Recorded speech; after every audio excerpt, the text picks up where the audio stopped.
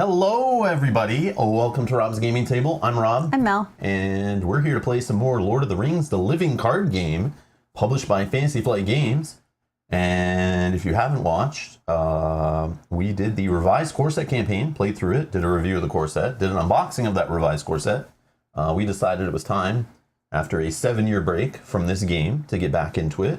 Thanks to Fantasy Flight Games re-releasing the core set and inspiring us to get this awesome game back on the table. Our first cooperative LCG we ever played back in like 2012, 2013 time is when we got into this one. And then we took a break for a while, but we're back. And we decided to continue playing it. A lot of people are saying we need to get into the Saga expansions after playing the revised core set. And since I have a card pool all the way up until the Grey Havens, I think it's Grey Havens, yeah. The one that introduces ships, the deluxe expansion. I have that deluxe expansion. I have no packs from that cycle. That's when I decided to just stop. Mel sounds good, but Rob has echo. Why do I have echo? Oh, I see, because I'm being picked up in Mel's mic also. But like, I'm right beside her, so I don't know. I don't know. Sorry. I need to stop yelling.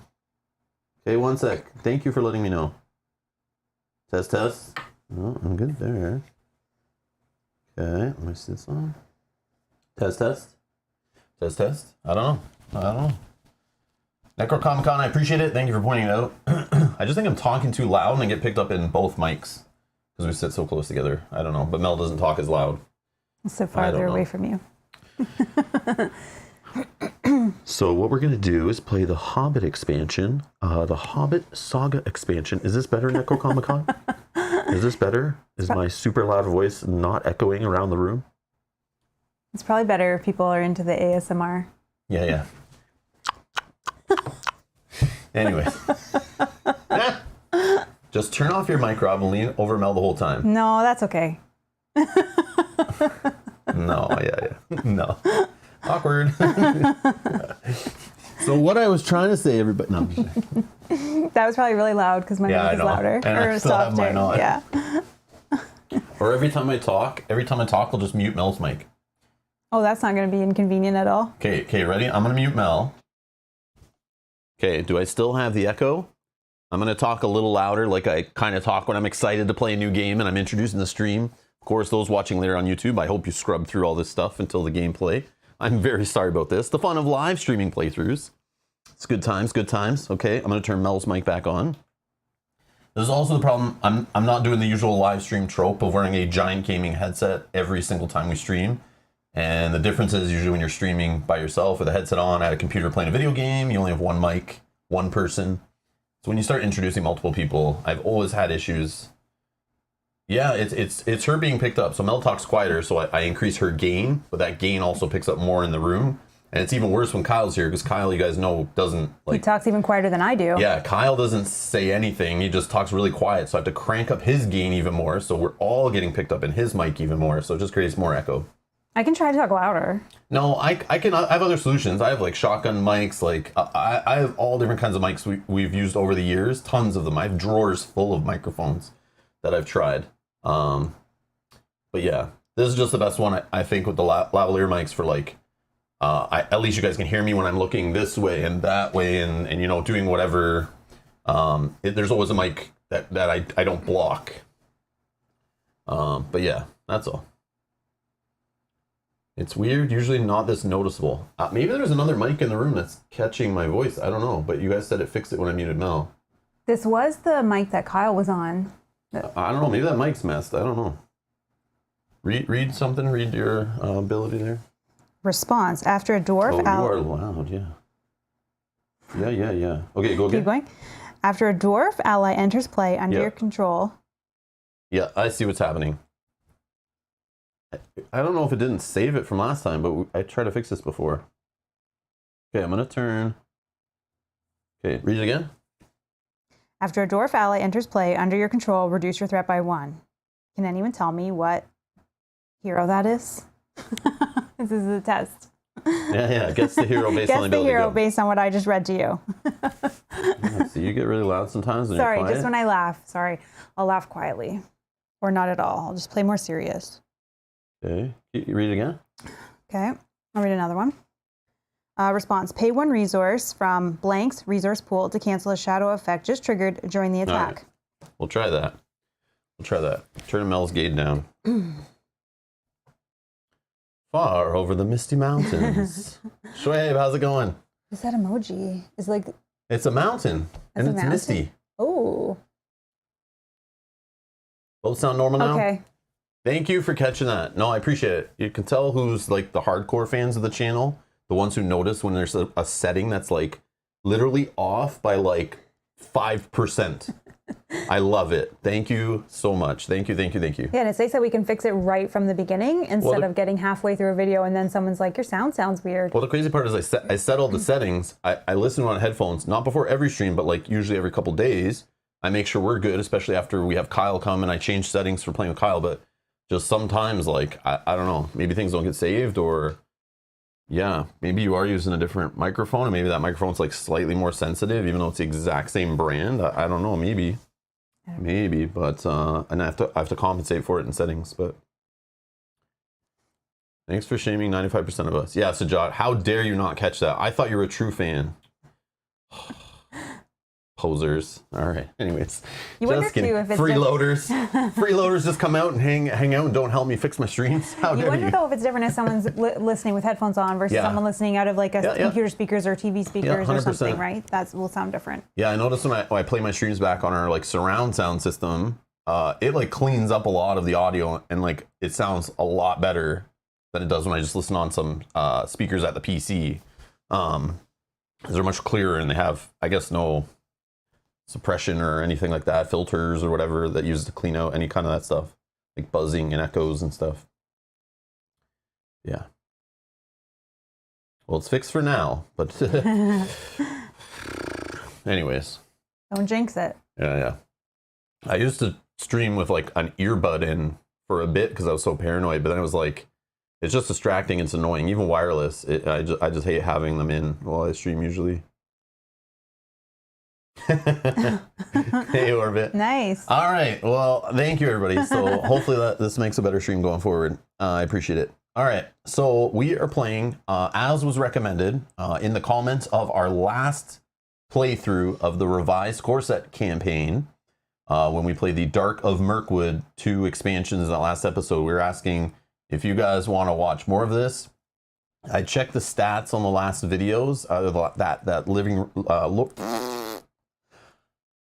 I checked the stats on that playlist of videos for Lord of the Rings Living Card Game just to see,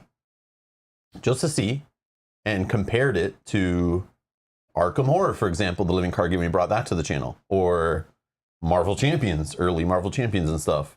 And I have to like understand that like our channel's grown since, so you gotta like, it's hard to do apples and apples, but let me tell you, I thought for sure Lord of the Rings Living Card Game, our audience would be less interested since it's been out for 10 freaking years.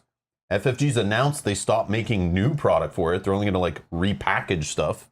So they stopped printing like new adventure packs and cycles and stuff.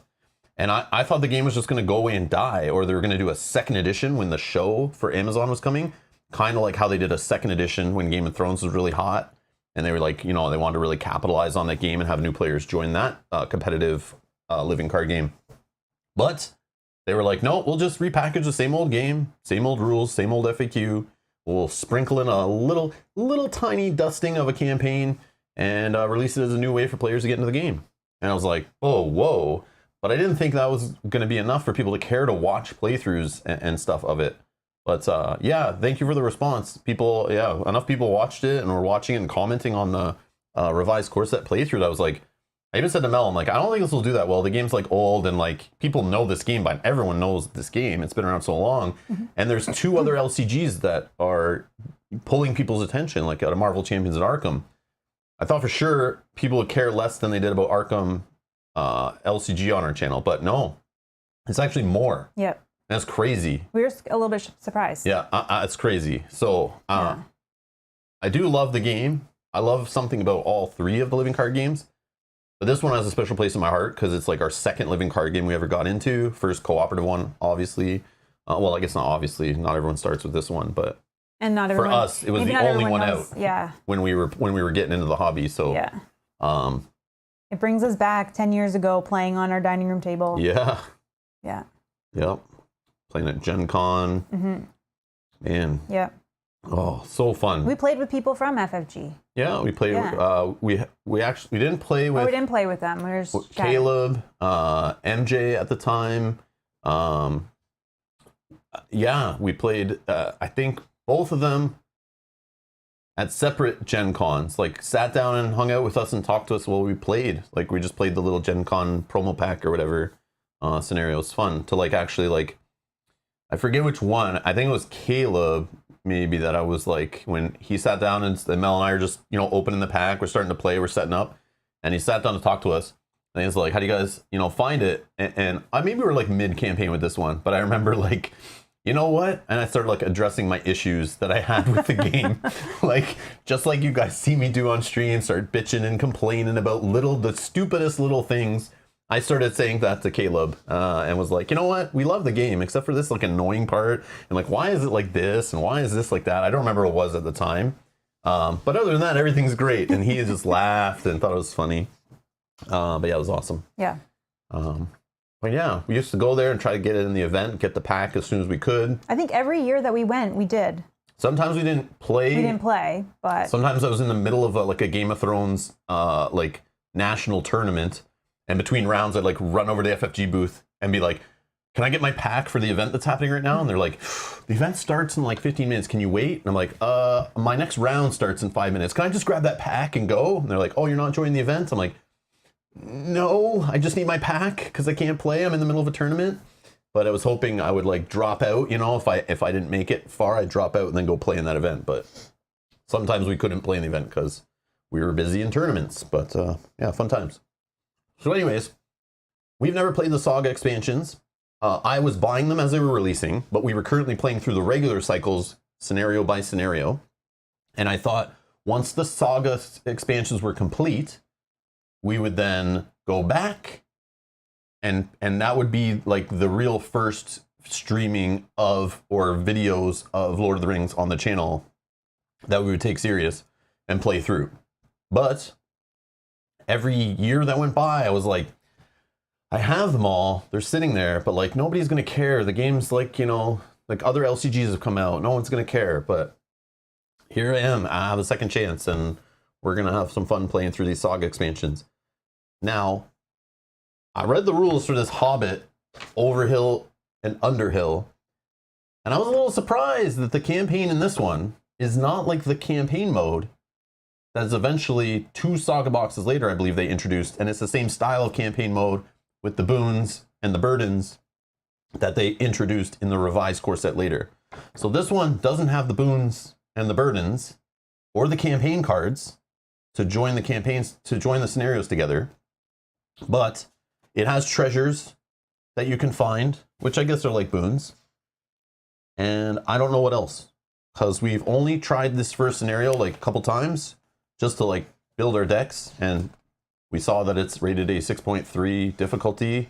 So we were like, let's play it a couple times to make sure the decks we're using can like even handle this scenario. Yeah, we played, tweaked a little bit, played. But yeah, this one's gonna be a little rough. As I saw, there's a comment in the chat already saying this one's gonna be hard. Let's see, where is it? The first quest can be tough. Need 1 strong attacker to get around the troll abilities. Yeah, this one is a tough one, 100%. Oh yeah. This is a tough one. Dan says, for me, Lord of the Rings LCG's #1, Arkham and Marvel Champions 2A/2B. So they're tied for second. That's how I should label things when they're tied like that. So, Lord of the Rings, hands down my favorite because of the theme, the characters, the setting, fantasy, and the nostalgia hook of getting into living card games back in the day, and this was one of the first. So this is your #1, is that what you just said? No. No. Sorry. #1. I totally missed that. For theme. #1. If I had to pick one based on theme, it would be this one for sure. Lord of the Rings. The art, the graphic design, all amazing. For campaign and story, Arkham Horror. The idea of getting an investigator, building that deck, gaining XP, spending XP, the branching paths, the fun. Did I win? Did I not win? Did I win less? Did I lose? Did I just not lose? Like that. It matches the theme a lot, But again, doesn't even come close in theme for me to Lord of the Rings. But for campaign and story, the way they implemented that, how the scenarios all link together and tell a story. Oh man, love that one for that. Marvel Champions, the fun. I'm feeling like I'm a powerful superhero, kicking every little enemy that pops out most of the time. Most of the time. But over the course of the game, getting super powerful and just smacking everything around. And the multi-use cards in that one, the cards that are economy. I like the little puzzle, the puzzle in your hand every time in Marvel Champions. I love that. So like maybe gameplay, Marvel Champions, story and campaign, Arkham Horror, and then theme is Lord of the Rings. Now, if I could jam all those together into one game somehow, be amazing. But yeah, so each one scratches a different itch for me. So I love them all for different aspects. But yeah, I'm very happy to be back to this one. But so I appreciate you guys coming and watching. I appreciate the interest in it.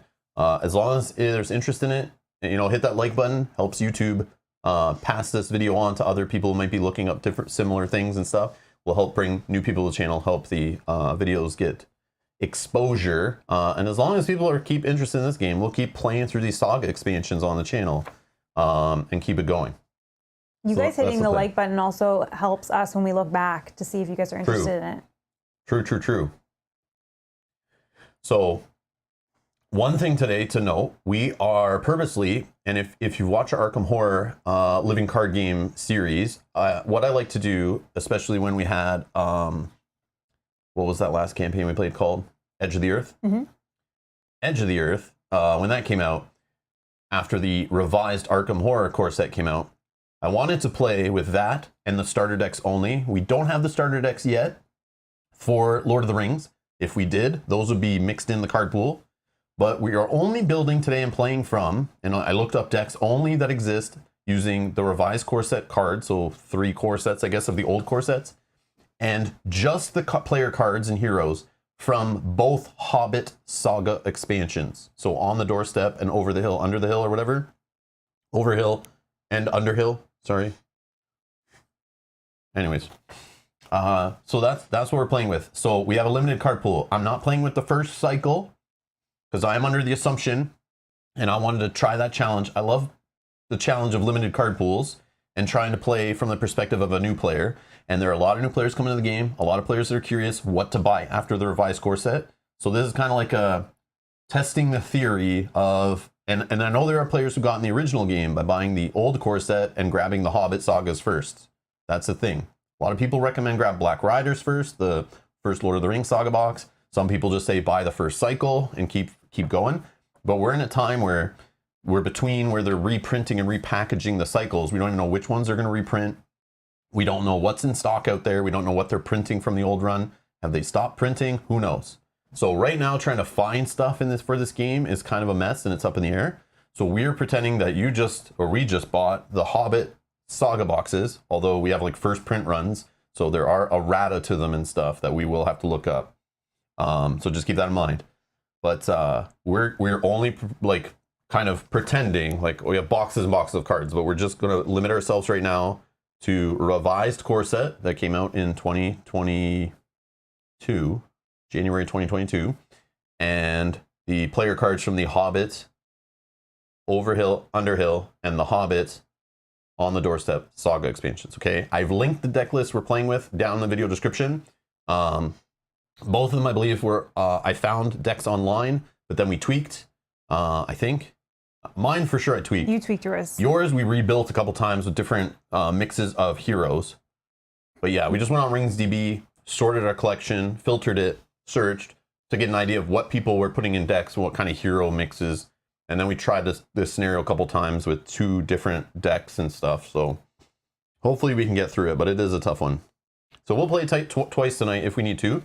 Maybe we drop it down to easy on the second run if we need to. Yeah.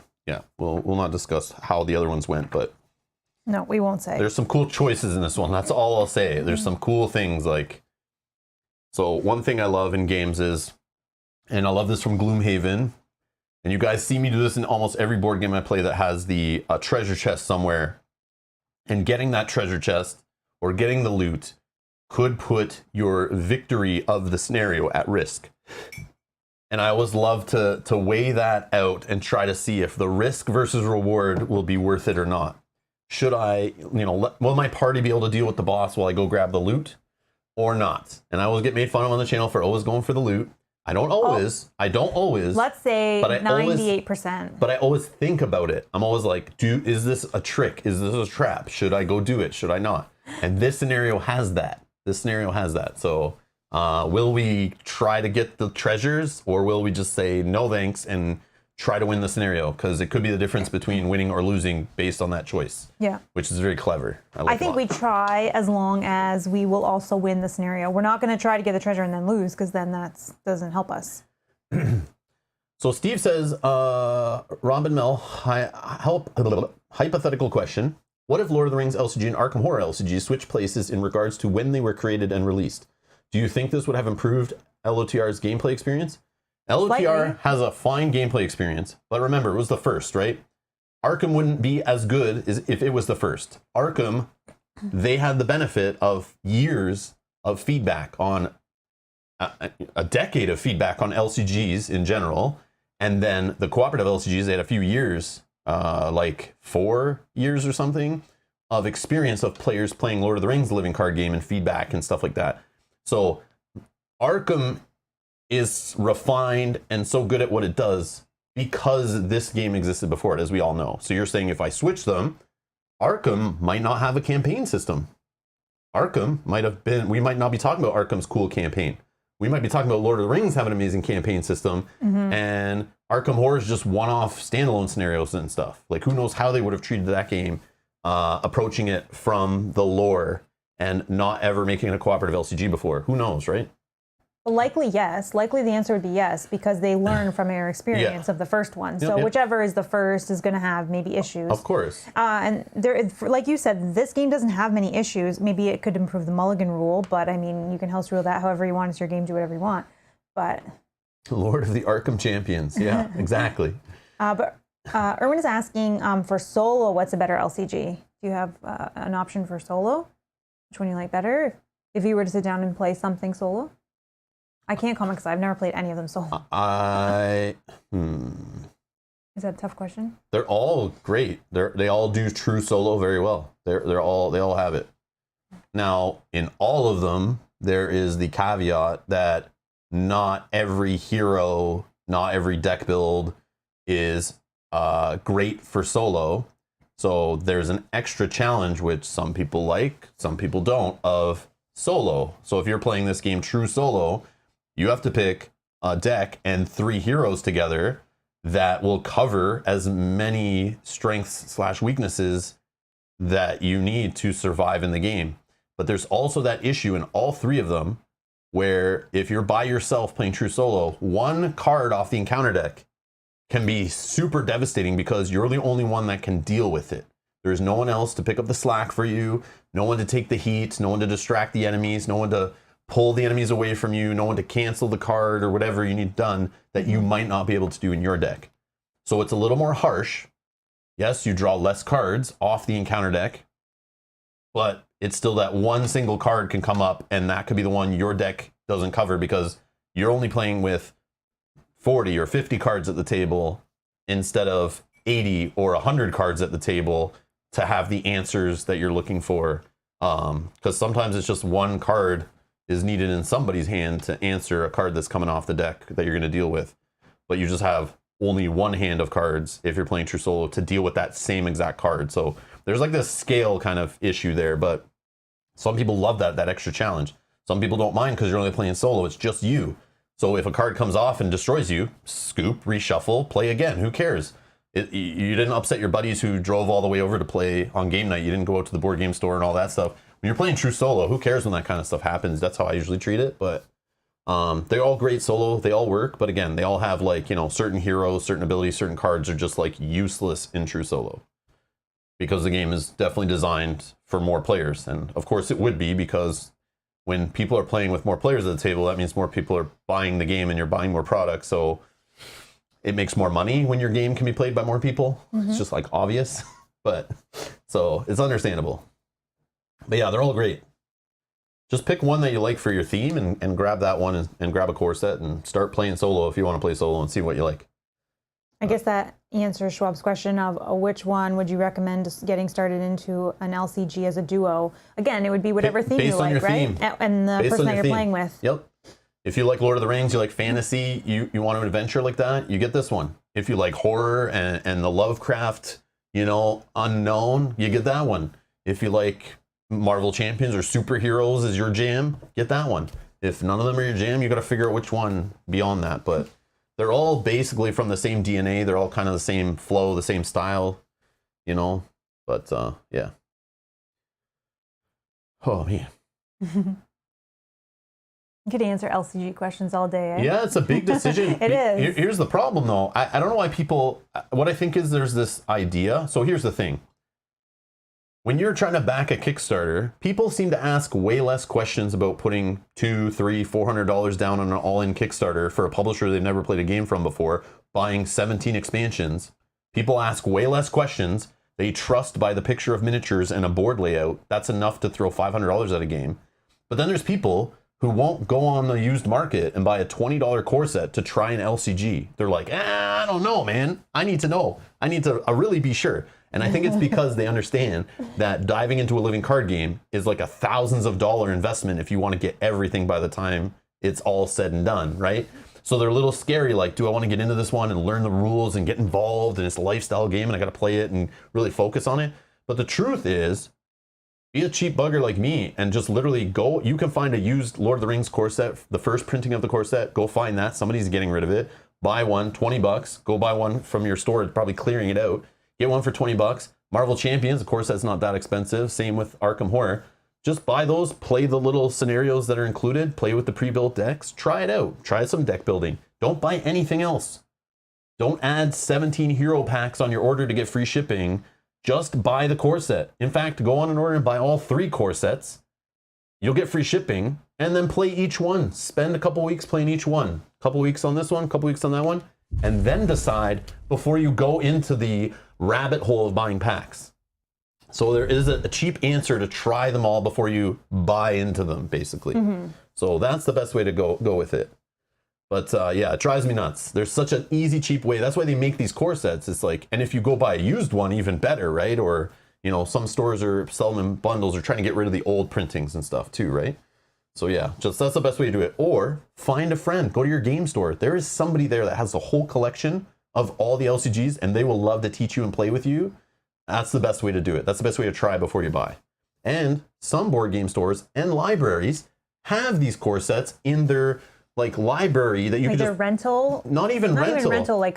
You could just go to game night and take them off the shelf and play them in the store. Yeah, that's what I mean. I don't know what you call that when you borrow it or something you can. I even know of some stores that for most of these LCGs, they will have pre-built decks. Even for some of their CCGs and stuff, they'll have pre-built decks under the counter for employees that know how to play the game to teach the game to get people into them. I've seen that before too. Yep, I've seen that before too.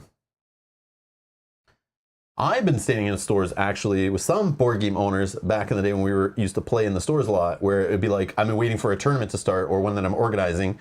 And then somebody would come in and they're like, I remember, they would go, hey Rob, you have some time? This guy wants to know what Keyforge is all about, and a tournament starting in 20 minutes, and I'm like, yeah, sure. Here's a deck. The guy give him a deck, and they sit down, and we try to teach them how to play, and then boom, I teach 2 people how to play, and then off we go.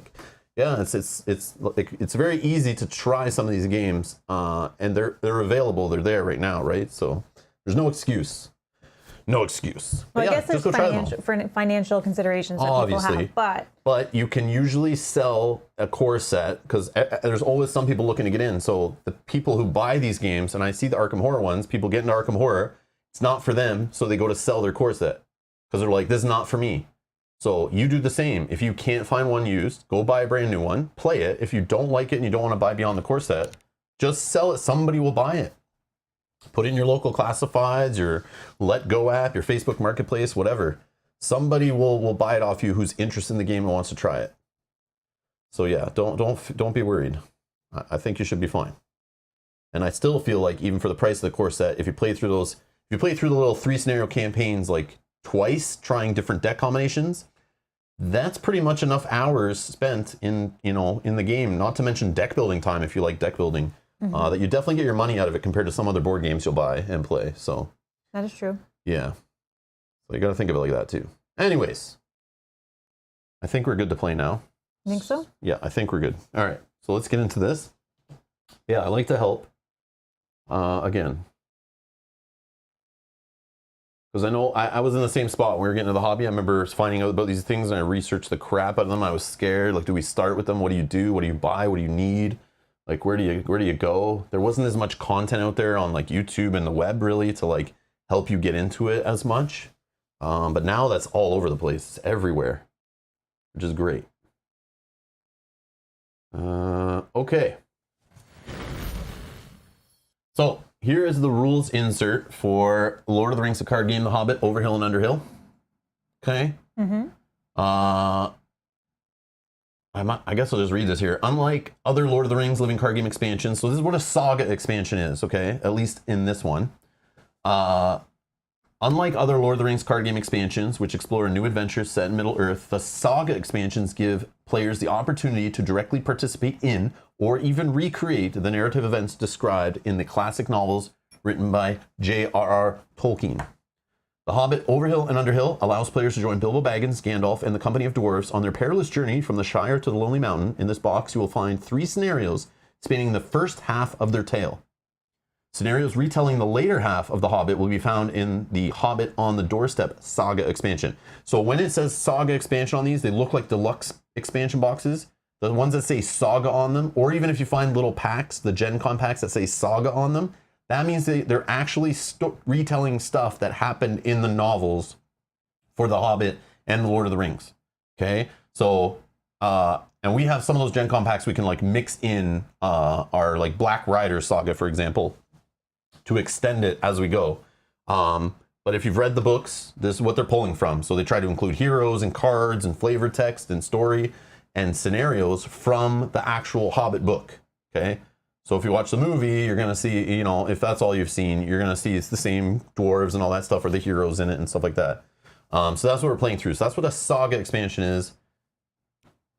It really, like, that's why you play these games, is like to see those characters from these books that you loved and stuff like that. And the movies, I guess, too. And that's what it's doing. So the regular cycles in this game, they kind of tell their own story in different areas, and they have some made up characters that FFG was allowed to create for these worlds. Fully approved and everything. And you'll see some of that in the mainline expansions. So this features new cards that players may use to customize their decks when playing the scenarios in the Hobbit Saga expansions. While most of the included player cards are fully compatible with all published scenarios for this game, a select few are only intended for use when playing the scenarios presented in these Saga expansions, okay? And again, there's what it gives you. It's 165 cards are in this box, so 5 more heroes in this first one, but we are pulling from the card pool of the second box also. So you might see some heroes here that aren't in this box, that are from the next box also. We're playing with them together as like their one big expansion, because they even mention the next one in here, like, hey, just so you know, this is only the first part of 2 we're designing. I'm sure they were made together too and tested together and everything. So there's a new term, new rules: immune to player card effects. Cards with the text immune to player card effects ignore the effects of all player cards. Additionally, cards that are immune to player card effects cannot be chosen as targets of player card effects. So then there's Bilbo Baggins. So this is a new thing to this box. So it features Bilbo Baggins. He's a new hero. He has his own sphere, the Baggins sphere. It's a little pipe symbol there, you see. And when setting up the game, he's going to go to the first player and kind of bounce back and forth. If you watch the last campaign we played on the channel, which is linked down below. And we had, what was his name? Mendor? Yep. We had Mendor jumping back and forth. Bilbo would do the same thing. Excuse me. Tea time. And this Bilbo, he causes 0 threat. Doesn't count towards your hero limit. He's just added in. And you need to keep him alive. If he dies, you lose, okay? This is like, as soon as I read this stuff, like this week, I was like, oh my God, this is where they got the Mendor idea from. They literally just ripped off the same mechanic that they did with Bilbo. Lazy Which buggers. I like this idea. Lazy. But anyways, the new version of Bilbo cannot be used as a hero when playing any other scenario. So this Bilbo version, there is other Bilbos in this game, in these other expansions and stuff. You're not allowed to play with them because, again, each card by title that's unique. You're only allowed to have one on the table. So this is a specific Bilbo we must use for this one. And I think there's a different Bilbo in the second Hobbit box that we'll be playing with. So there's the Baggins sphere. Bilbo Baggins collects one resource during the resource phase. However, this version of Bilbo has a text, cannot gain resources through player card effects. Therefore, managing the limited number of Baggins resources becomes an important part of each scenario. In addition to paying for cards that match Bilbo Baggins sphere, as well as neutral cards. But that's a trap. Don't let him pay for Gandalf. No. That is a trick. Unless you really got lucky and you have tons of resources. At least for this scenario. Yeah. In this scenario, I tried it once. No, good. don't do it. Don't do it. It's a trick. There are numerous situations in these scenarios in which Baggins resources can be used to assist the players. Yeah, there's ones you can cancel shadow effects by spending them and stuff. It's really cool. As players make their way through the scenarios in this expansion, Bilbo will assist them in many ways, but the players must take care to never let him die. Okay. And then there's treasure. Okay. I don't know if we'll get the treasure, but there is treasure in this one. And treasure has its own little set icon, which matches the scenario you can find the treasure in. And then future scenarios in this campaign, when you're setting it up, will tell you if you're allowed to use treasure with a certain symbol on it. So once you earn the treasure, you can add it to your decks for future scenarios, unless the scenario tells you you're not allowed to use that certain treasure and stuff. So that's how that works. I think that's literally it. It doesn't count towards your deck minimum. And then here's the first scenario. So Bilbo, it's called, the one we're playing today is We Must Away, Ere Break of Day. Bilbo Baggins, a well-to-do hobbit, was enjoying a peaceful morning in the quiet land of the Shire when the wizard, Gandalf, invited him to join an adventure with Thorin Oakenshield and his company of dwarfs. After hosting an unexpected party and hearing their tales, Bilbo found himself trading the comfort of his hobbit hole for a chance to join their quest to the Lonely Mountain. But long miles lay before the mountain, and the company ran into trouble sooner than expected when they encountered 3 hungry trolls in the wild.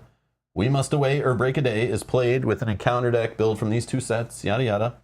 Okay, so we're going to have something called the Sack deck, which is going to be built up from cards 44 to 50 from the encounter. So you basically can get sacked by the trolls. So trying to be very thematic here. So we'll see the keyword Sack X, which is just basically draw those sack cards and resolve them from the Sack deck. They're all annoying. And they're so annoying. I don't know what else to say. You'll just kind of see it in action as we go. And then that's it for this scenario. This one, right? Okay. That's it. That's all you need to know. So this one doesn't have like the revised course that has this like pages and pages related to campaign rules and playing on different campaign difficulties and stuff. This just has, I think, cards you can take out to make it easy mode. But that's it. And then we're going to go to the quest companion, which we've linked down in the video description.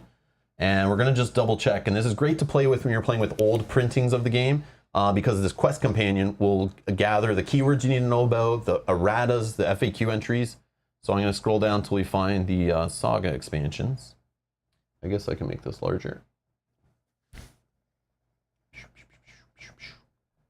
Whoops. Oh no, I clicked. There it is. So keywords we need to know. Doomed. We know that. See, here's the user rating, 6.3.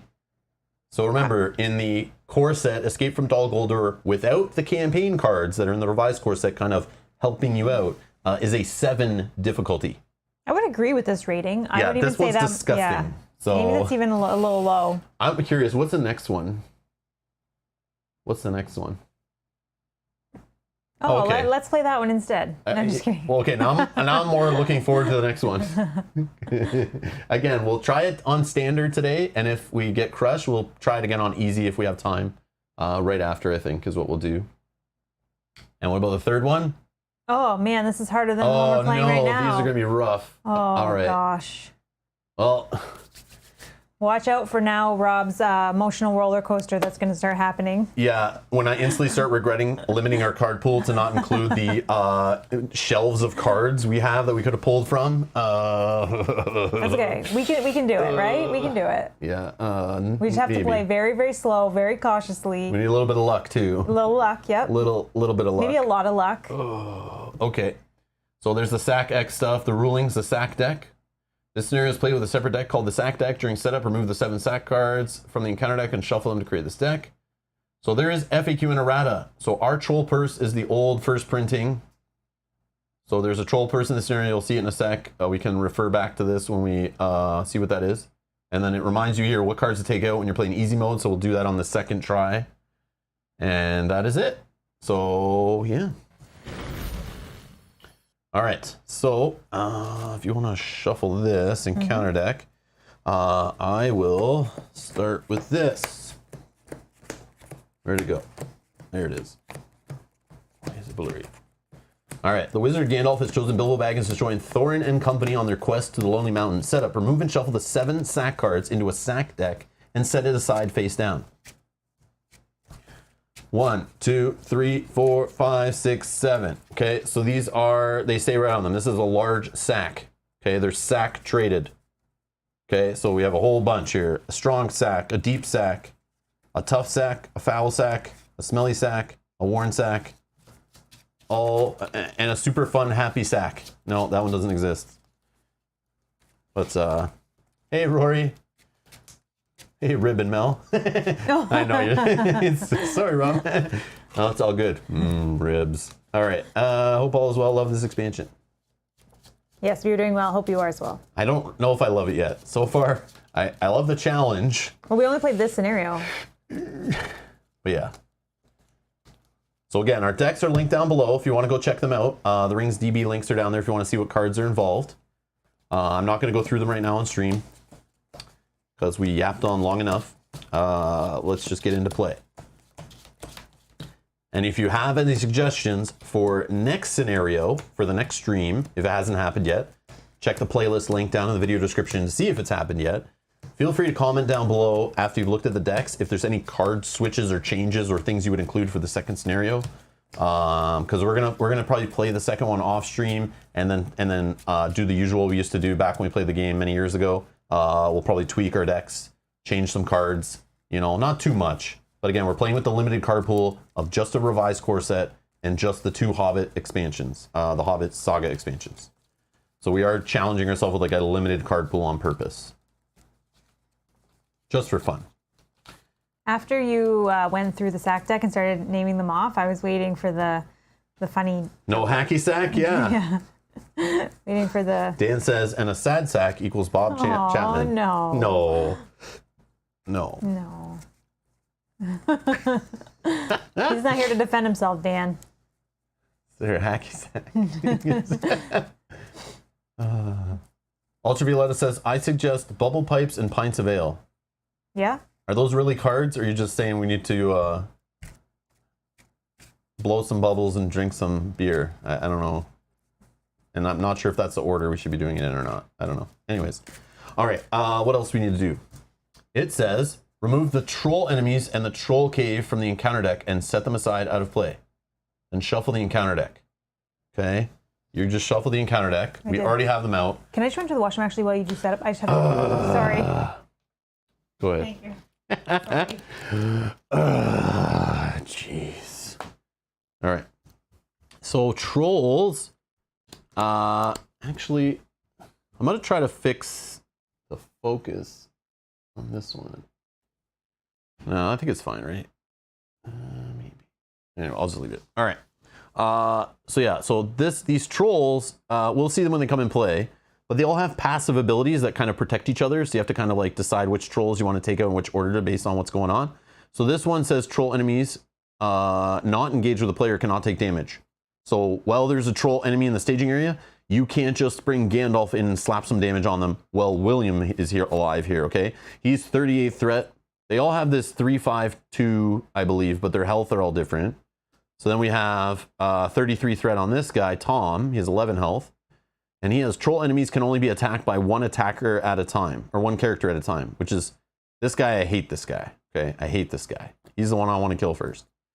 But then we also have Bert. Okay, Bert says players cannot play attachments on troll enemies. So you can't forest snare them or anything while Bert is still alive and in play, okay? So they have these little protective things. They all work really well together. So you have to kind of break one apart and then they start weakening the rest. Then you can try to take them out. But if you don't do that quick enough or don't have the answers, you're in trouble. So they're going to be set aside. I'll just throw them back here. And also we need to set aside this Troll Cave, which is immune to player card effects. So this one, you can't just throw progress on it while it's sitting in the staging area, I don't think. And then players cannot travel to Troll Cave unless Bilbo Baggins has the Troll Key, which we'll look at. Actually, I should pull that out of the deck to show you guys. And the first player spends 5 Baggins resources, but 2 Baggins resources instead if you have the Troll Purse, okay? So this is the little side quest grabbing treasure, trying to collect the purse and or the key. Well, you need the key, but you don't have to get the purse to try to get the treasure cards, which we also set those aside. So we don't see the Troll Cave yet. And then shuffle the encounter deck. Each player reveals 1 card from the top of the encounter deck. So there is treasure. I'm not going to go through it right now, but there is Sting, Orcus, and Glamdring or whatever. And I'm recently reading the Hobbit book like right now, and it's funny seeing this stuff in there. But yeah, you can get the weapons that they had, possibly. But you don't need them. That's just like a side quest thingy in this scenario, which is kind of neat. So we shuffle the encounter deck, then each player reveals 1 card from the top of the encounter deck. Thank you. And adds it to the staging area. But we'll do that in a sec. We'll do our cards first, because I'm jumping ahead of myself here.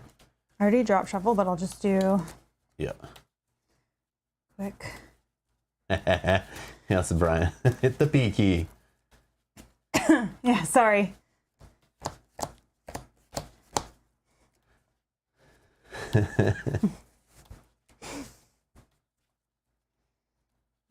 Okay, so I have a cancel when revealed.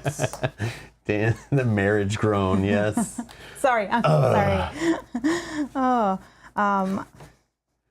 I knew I wouldn't be able to hold. No, it's all good. The I whole don't stream, care. and then I would be uncomfortable. Like, okay, can we just end? So I don't want you to play holding it like uncomfortable. That's not fun. No. It's like torture. Well, that's why I was like, I know you're just gonna go through them. I've already seen what they do, so I'll just run to the washroom. So we played it like 3 or 4 nights ago, I think on the weekend or something. So we haven't played in a few days. So some of this stuff I won't remember exactly what happens, or like. I think we played Monday. Was it Monday? Or something, yeah. Feels like so long ago, but yeah. So I also reading it for myself to help me like remind myself what is coming and what's going to happen here. Okay. I did get a reduced threat. Steward of Gondor, also good. I got a Sentinel Dwarf.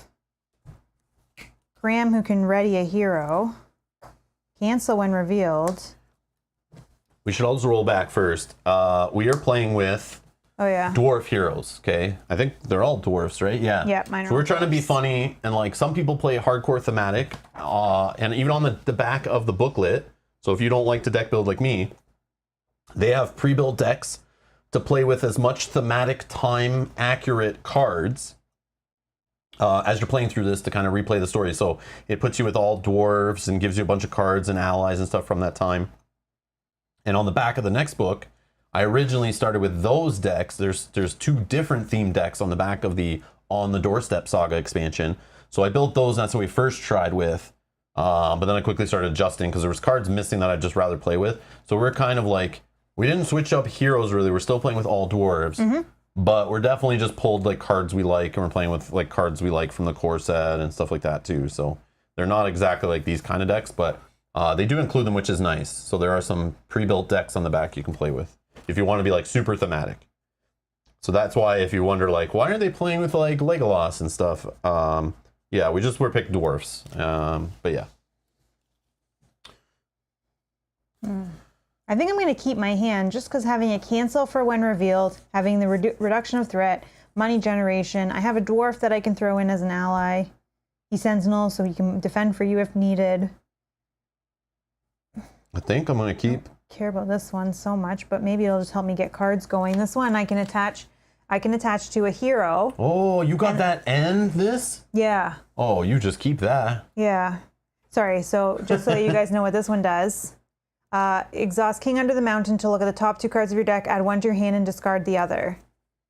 So I can like dig for things. You can attach that to a dwarf hero, so it can literally be attached to any hero. Any hero. Yeah, sure, you can have. I'm just kidding. No, you do whatever you want. If you have your money flowing and you want card draw going, man, draw, get those cancels. And I like this one too. He attaches, it's a one-time ready. Sometimes that is needed, right? That's all you need to have a one-time ready. Yeah. So I think I'm going to keep the hand that I have been dealt. And then similar to how we played the revised core set campaign on the channel, Mel is playing, oh no, you're playing different spheres, right? You're playing leadership. I was playing... Yeah, because I had some leadership too. I had So, one green, purple, and one blue. This is kind of normally how we used to play two-player when we played back in the day, was Mel would take a couple spheres and I would take the other two spheres. So we kind of had a little bit of everything covered. So she's got 2 leadership, 1 spirit. So the spirit's going to bring your cancels and whatnot, your threat reduction. And then you got your leadership, which is bringing your like allies and money generation and stuff like that. And then I'm over here rocking tactics. So I'm going to be looking to fight. And then I have a little bit of lore with card draw and what else do they do? Healing? They're the healing one? Well, I don't know. Do they heal? Yeah, they are the healing one. Because I have heal in this. I thought the blue spirits are healers. No, I think they're dealing with threat and like the encounter yeah, deck. heal. Yeah, heal is different than threat. Yeah. So anyways, that's what we're rocking. Just so you guys understand what's going on, that's what we're doing. But again, the decks are linked down below, so you can read these characters, read all these cards if you're curious what they do. You check the links down in the video description to see the decks, bring them up on another screen or, you know, whatever, just to check them out if you need to. But yeah. All right, so we're good. So we're gonna finish the setup. So we draw. Oh, are you keeping yours? Oh, I'm keeping. Yeah. I didn't even see what you had. Like what we need to do in this scenario, I remember, is like faint, we need to get allies into play for this first kind of round. I only have 1 currently, but I can start digging for them. I remember there is encounter cards. So a cool thing with this, we know from playing it a couple times, is this encounter deck is loaded with horrible treacheries, like the worst treacheries, I feel. It's like half treacheries, half locations, and like a sprinkling of one little crow enemy that's got a couple cards in here. And that's it. There's like no enemies in here. So the first quest stage, we played a couple times. We kind of learned something each time we played, which is kind of like how this game works, is we play it blind, get our butts kicked, figure out how to kind of do it, adjust the decks, adjust our play style, play it again, get a little further, kind of realize what's going on. And so we get like 2 or 3 plays out of every scenario, if not more, the way we were playing before and the way we're playing it again. That's just the way we're doing it. Yeah. Because that's the way we always kind of played this game. So we got lots of value out of every freaking pack and scenario and card and stuff. But I remember that. So the first quest, we don't want to rush through it too much. You'll see that it is, after we reveal our one from the top of the encounter deck, it's 7, and there's just some flavor text here, I guess. But that's all it is. But I know on the next one, it brings us the trolls. We now interact with the trolls. They come at us. So we have to be careful not to rush through this unless we're prepared for the trolls. But you only have so much time. But you're also trying to buy some time while you look for the key and the purse. And again, you need the key. And the purse helps get the treasure, is my understanding. There's like a fine balance, right, for this one of when you want to bring the trolls in, where your threat is at, how many allies you have. Yeah, there's a balance to this one. And it can go really bad really fast. Yeah, we're in Ontario, Canada. So here it is, yeah, Brett answered there, 7:24 p.m. Yep. So it's our evening. We just had dinner. Mel just got off work. So that's why we're playing together. So yeah. You know, it doesn't work for everybody. But What time is it for you? How would you say that? I don't know. Evzen? I'm not Evzen, sure. is that how you say that? Yeah, Evzen, what time is it in your country? I'm going to assume 7 hours in the future. Yeah? That's what I'm going to assume. Just a while. No, maybe 6. I'll say 6. I want to say 5, but I don't think. So it's probably like not the same as it's the either UK it's either time. like 1:30 or 2:30 in the morning, I bet, for Evzen. Okay, I'll say 3:30. I don't know. I have no idea. That's my guess. If I did that math right. I maybe didn't. 1 a.m.? Oh, that's maybe everyone telling their time. Oh, they're all What time it is. guessing? Yeah, 'cause- Oh, I no, see. everyone's just telling what time it is Oh, for that's them. cool. Okay. Holy. 1 a.m. Dino's here, 1 a.m. Evzen, Oh, 1:25. You're right. Yes. Yes. All Erwin, right. Erwin, 2, is that Erwin, 2 2 in the morning? a.m. or 2 p.m.? I would guess it would be AM. Claes is in Denmark, 125. Awesome. That's cool. You guys Look are how cool. many of you are staying up so late in the middle of the night. I hope you're all on night shifts or something. I don't want to be keeping anyone awake. All right. So we've set up this encounter or quest card. We did that. Oh, now we got to draw off the top of the deck. Okay. Please be good. First card is a Hungry Troll. Some pretty art there. When revealed, the first player chooses a troll enemy in the staging area and engages that enemy. If there's no troll in the staging area, this card gains Surge. Easy peasy. Caw! Okay. All right. Not terrible. So we have the Suspicious Crow. When revealed, reveal the top card of the encounter discard pile and add it to the staging area if able. Well, we know that other one's not going to do anything, so... Or does because it says add it to the staging area if possible. And you can't add these to the staging area. No. Yeah, it's not making you do the one reveal again. So we got the Crow. Yep. So the Crow, 1 health, 1 defense, 1 attack, 1 threat. They're suspicious. Super suspicious. Are they suspicious of us or are we suspicious of them? I don't know. Birds are creepy, so. All right. Especially crows and seagulls. Oh, just finished my job task, so I'm relaxing before going to bed. Awesome. That's awesome. Cool. Whoa. All right. I'm going to stop putting these green cards on there. All right. So what we got here? Hobbit lands. Well, this is a nice one. Response. After placing one of our progress tokens on Hobbit lands, the first player draws 1 card. Okay. Okay. So far, we have a lucky start. I think so. Which means it could go horribly wrong once all of these start flipping up. So there is a treachery, and I will never forget it till the end of time playing this game. There is a treachery card in here that makes you discard all attachments, unless it's a encounter attachment objective like the sacks. So you would think normally in a scenario when you know there's a boss fight coming, you would prepare. You'd play some allies, attach some weapons, some citadel plates, whatever. But don't do that in this one. I did it our first time playing. Thought I would be funny and do it. But we were blind. We had no idea. Yeah, we had no idea. We had no idea. And then we draw this treachery card that says, and Mel didn't have cancels, and it just said, get rid of all attachments. Yep.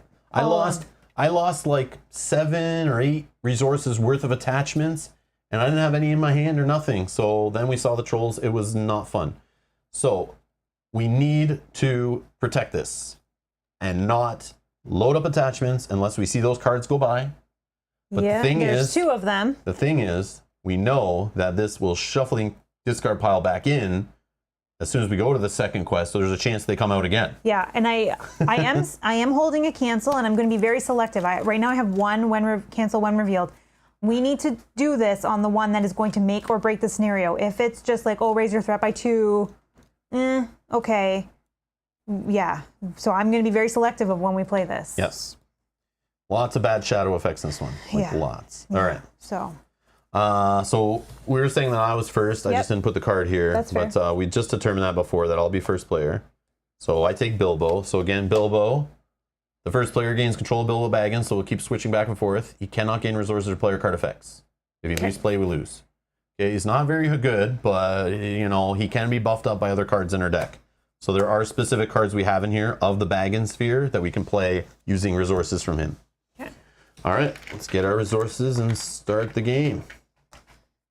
Okay, drawing a card. Oh, I draw another threat reduction, so I could reduce mine by 6 and yours by 6. I need to put the Steward of Gondor on my spirit character. Speaking of Gondors, I got a horn. See, now knowing I have a cancel specifically for that event, would you feel more comfortable to put your events out or your attachments out early? Or no, you still want to hold? Yeah. Okay. Because there's 2 copies of that card, which we learned. We drew it literally back to back in that game, I remember. Okay. So even if somehow you cancel the first one, that second one would have hit us anyway. Yeah.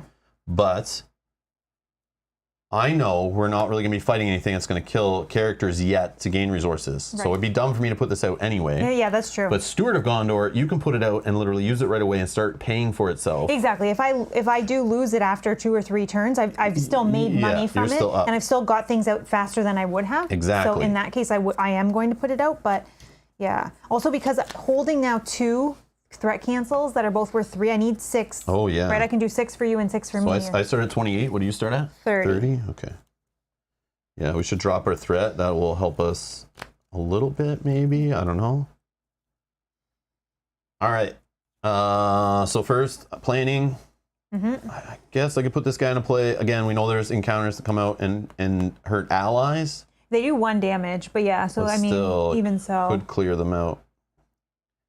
Maybe I don't. So I guess there's a strategy of 2 things. You can start building up your money holding cards in your hand. Yeah.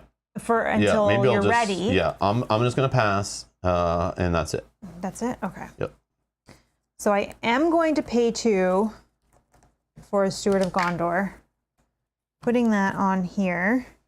And I'm going to exhaust it to gain 2 resources. And I'm going to use those 3 resources to reduce your threat by 6. Whoa, down to 22. Then I'll do mine next turn. You hope so. Well, I have another one in my hand. You hope so. You have money? No. Yeah, I'm not going to spend my one reeled on it. You're right. Let's not jinx it. Knock on wood. We got this. So questing.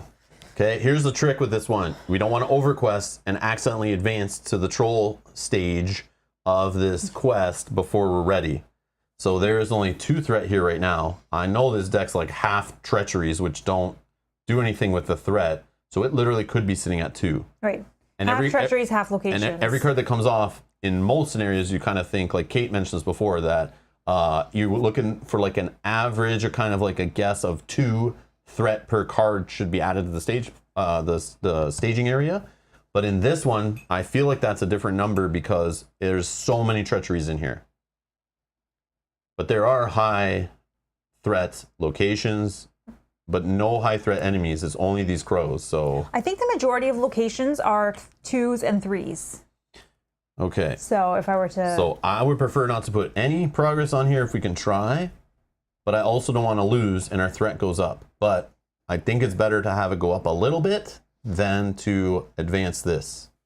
So I think you're first. I'm going to quest with Thalin, because Thalin says when Thalin is committed to a quest, you can deal 1 damage to each enemy as it's revealed by the encounter deck. So I could kill these birds as they come off the deck. And he quests for how much? 1? 1. There is an enemy to fight. I was going to say there is an enemy. I'll just I can take the enemy and block and fight it, whatever. Right. We know no new enemies will come off because of this guy. Right. I could put Bilbo in for 2, but does Bilbo have to exhaust for other reasons right now? I don't think in the first one he does. Okay.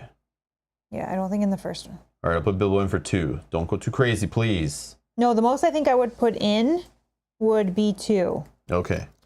I'm okay with 4. 4 is okay. Yeah, I'll put in 2. Overquesting is a thing. It is a thing, We yeah. learned the very first time we played the scenario. We were like, whoops. And yeah, so there's this little dance here, this like little beautiful dance in the beginning. All right, here we go. 2 cards off encounter deck. So we're questing for 4. 4, yep. So we get 2 more from a lone lands. Okay. After placing 1 more progress tokens on lone lands, each player removes 1 resource from one of his hero's resource pools if able. Response. After this leaves play as an explored location, Bilbo gains some pocket change. So now we're at 4. Okay. When revealed, if there's a troll enemy in the staging area, sack 1. If there's no troll enemies in the staging area, this card gains doomed 2. Okay. Foreshadowing, we're doomed. 1, so 2. we each go up 2 threat. I'm at 24. I'm at 32. Okay, travel. so we're at 4. So we match. Oh, sorry, we match. Yeah, we match. sorry. Even out. It's a push. Good. Travel, yes. I want to travel this one. After placing 1 of our progress tokens on this one, we could draw. First player could draw a card, so that could help us get more ready. Yep. All right. And enemy. Engagement. Yep. I'll optionally engage this dude. I will block with Mr. Ori. Actually, I'll just block with Gimli. Maybe he'll get a little bit of damage on him. Shadow. Search the encounter deck for a troll camp. Add it to the staging area and shuffle the encounter deck. I think we're probably okay with that. Yeah, I don't have any shadow cancels at the moment. Because, as you'll see with troll camp, it has a very good effect on it. It does add 3 threat to the staging area. There are a few of them in here. This can be super annoying. And while it's in the staging area, troll enemies get +1 threat for each player in the game. So it'll be +2 threat. And each troll is already I think they're 3 threat. Yeah, they're 3 threat. So this card will make all the trolls, if they're in the staging area, 5 threat each. Unless there's multiple troll camps, I'm assuming it stacks. It gets pretty crazy. Yeah, we've always played that it stacks. Yeah. While troll camp is in play, Bilbo Baggins gains the action exhaust. There's the exhaust. Exhaust Bilbo and spend 1 Baggins resource to remove 1 sack card from a character. Bilbo Baggins may trigger this effect even with a sack card attached to him. So this is our only way to get sacks off of our characters, okay? They're not condition attachments to be removed by Miner of the Iron Hills or whatever. None of that's happening. So we're going to add this into play. And we're going to leave this in play for now. So we'll just play around it. Unless another one shows up, then we don't want to leave both of them there. No. I agree. But we leave 1 so we can get rid of the sacks as they come out. Yeah, that's the plan, I think. All right. Okay. So this guy hits for 1. Gimli blocks for 2. No big deal. And then Ori will just smack back and kill this bird. Okay. Yes, troll camp is both good and bad. Yes. Oh yeah, there's a balance. Okay, raise threat by 1. 33. Ready up. Me. Resources 1, 2, 3. And 1 for Bilbo. Bilbo. Don't forget Bilbo. Drawing a card. Oh, okay, I got an ally. Another Horn of Gondor. Child's not put out yet. Okay. I'm first. Yep. So I will exhaust Steward of Gondor to gain 2 resources. I will spend those 3 to lower my threat by 6. Nice. Oops, wrong way. 1, 2, 3. I think that's both. I think you only have 2 copies of that in your deck, so they're gone, never to be seen again. I don't think you have Dwarven Tomb there. I do not. I debated like kind of tweaking your deck to put Dwarven Tombs in there, but no, that's okay.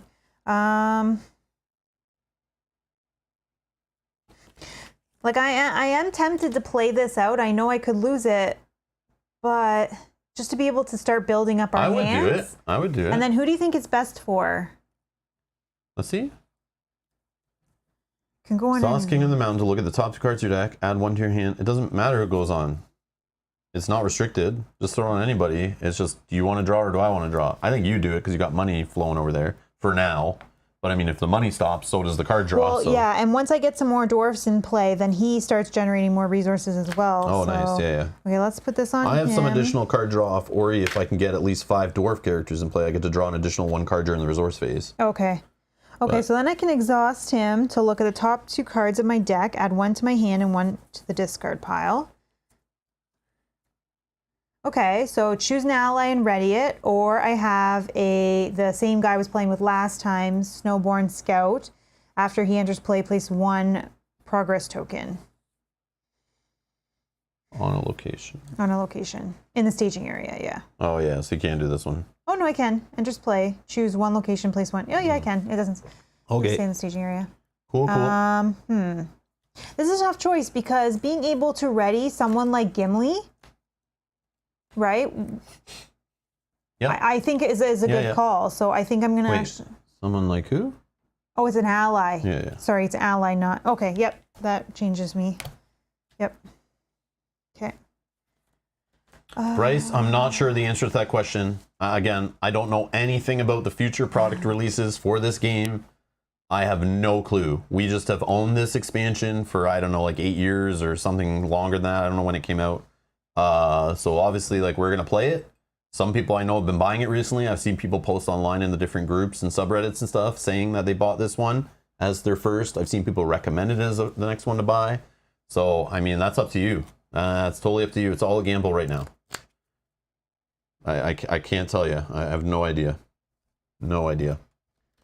Yeah, they haven't said too much yet. I wish they would have answered, like said something, but maybe they don't want to because there's still a bunch of product out there they want to get bought up and cleared up before they start dumping new stuff, because all that product sitting on shelves might, you know, if there is any, people might not want it even more once they announce what's coming. Mm-hmm. We haven't heard any rumors, and it's weird because when they did do the Arkham Horror core set, they specifically said they will leaks and they'll be doing other sets like that, but well, we don't know. Okay, I'm done. Landing for you. Oh, this is probably not a good idea No, that I've good. left myself with no resources. But right now we probably would be okay because Oh yeah, because you'd have to spend one from him if you need to, if you're forced to off of a card. no, and even for the cancel when revealed. Oh. But I don't think there's anything that would need to cancel really badly right now. Well, you lose both those attachments. Yeah, that's fine. That's fine. Okay. I don't That's fine. think that's fine. but- Questing. Yep. All right, go ahead. Okay, so we have 5 in there. So I will quest a little bit more than I did last time. I'm going to quest for 3, 4, 5. I'm going to quest for 7. We have 5 in there right now. 8. So we're up 3. Oh, but we have this as a buffer too. Yeah. We're I up think, 3. Yeah, I think you could do. Then So we'd now be we're up 5. Yeah, because we want to hopefully get 1 through at least. But that will put 4 spilled on here if this doesn't change. That's a little risky. But I will do it. Okay, here we go. So we're at 4. There's another troll camp, so there's 3 more. And a nice pickle. Doomed 1. So our threat goes up 1 each. 28. When revealed, place the top X cards of the encounter deck discard or encounter discard pile on the bottom of the encounter deck. X is equal to twice the number of players in the game. That's fine. 4 cards. Bottom of the deck. That's fine. You'll see why that's a thing soon. Why those cards are in there, and those are super annoying. All right. Okay, so I think we're up 1. Yeah, so we succeed on this. So after placing 1 progress on here, the first player draws a card. Woo. Oh, sneak attack. Okay. Come on, Gandalf. Travel, Yes. troll camp. Yes. We're on the same page here. All right, no enemies to deal with. Ready up. Pass first player. Threat goes up by 1. Draw a card. Foe hammer. 9. 1, 2, Resource. Cancel when revealed. Now I have 2. I feel a little bit safer. Now I just got to get some money for that. Okay.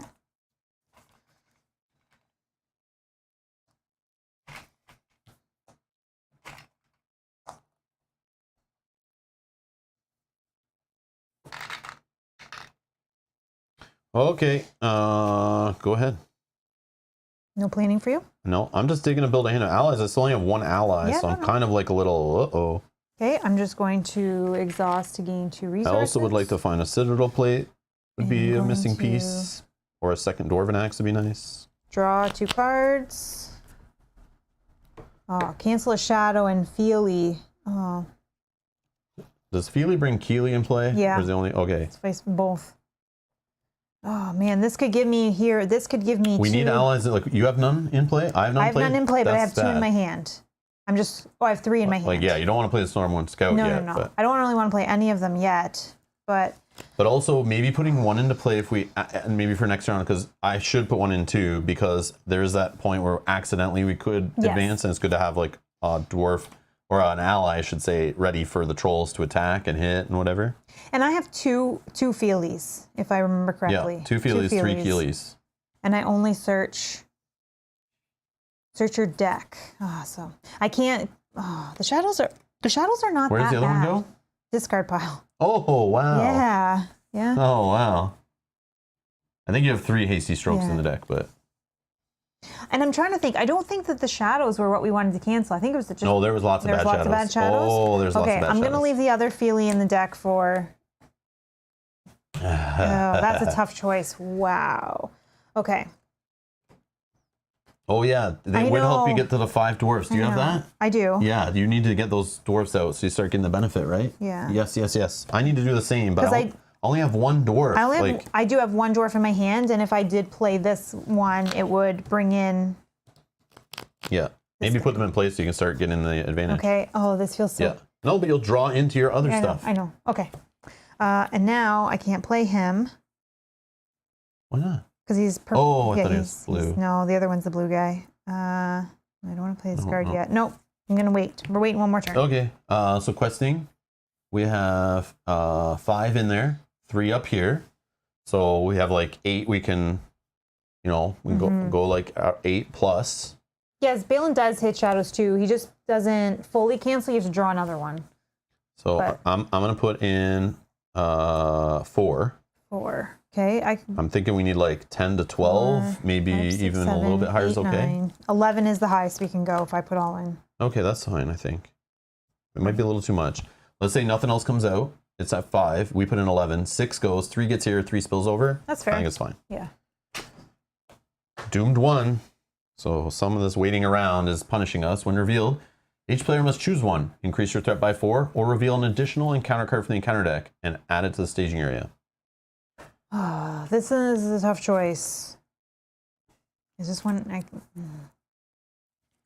I think I'm going to add.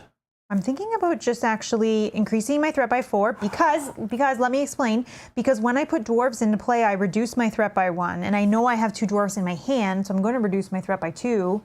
Yeah, but you know later we're raising our threat like multiple every round, so it shortens you by like two rounds off the game if you think of it that way. Yeah. I don't know. Okay, I'll do a card. I don't know. Yeah, you don't have to. But I like you're a higher threat than me.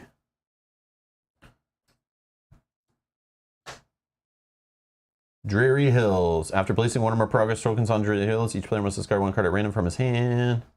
This adds 3 more threats. Okay, I will choose to. I guess I should choose first. I'll just do another card. Oh. The Troll Key. Okay. So this is the first printing Troll Key, not the errata. So this one says, if Troll Key is discarded, resolve its when revealed effect if able. And then there's the confusion. We were super confused when we first played it the other day. We're like, what? How does this work? But it says it should read, if Troll Key is discarded, add it to the staging area. If Troll Key is unattached and in the staging area, attach it to a troll enemy if able. Okay, so it's just going to stay in the staging area until a troll shows up, then attach to a troll. And then it has the text on it, when revealed, attach to a troll enemy, but that is corrected. And then response after attached troll enemy takes damage as a result of an attack. The first player may exhaust Bilbo Baggins to claim this objective and attach it to him. Okay, so we need to get that key, but we can't get it until we get it attached to a troll and damage that troll and have Bilbo ready and exhaust him. And then we can get the key. But the key has shown up. This is already great news. Yeah. Now we just need the troll purse to show up. Okay. Now the second card. Wasn't that it? Well, those 2 were us revealing based on the first card that doomed us. Oh, okay. And now the second card. So those 2 were just based off that first effect. Oh, yes, I see. And unfortunately, we're going to discard all of Bilbo's resources. Oh, okay. I don't know if that's worth a cancel to stop 3 resources from disappearing. I don't think so. I don't think so because we still have time to build them back up again. Yeah, but as you know, there's shadow effects that come off that we can cancel with them. But that's fine, I think. Yeah, I think it's fine. All right. It's just when it shows up like another time, I know. that's going to suck. But I still have 2. I just want to do it when it's going to affect us. Okay. Okay, so sorry. I quested 3, 4, 5, 6, 7. So it was 11 we were at. 11. And then subtract 8.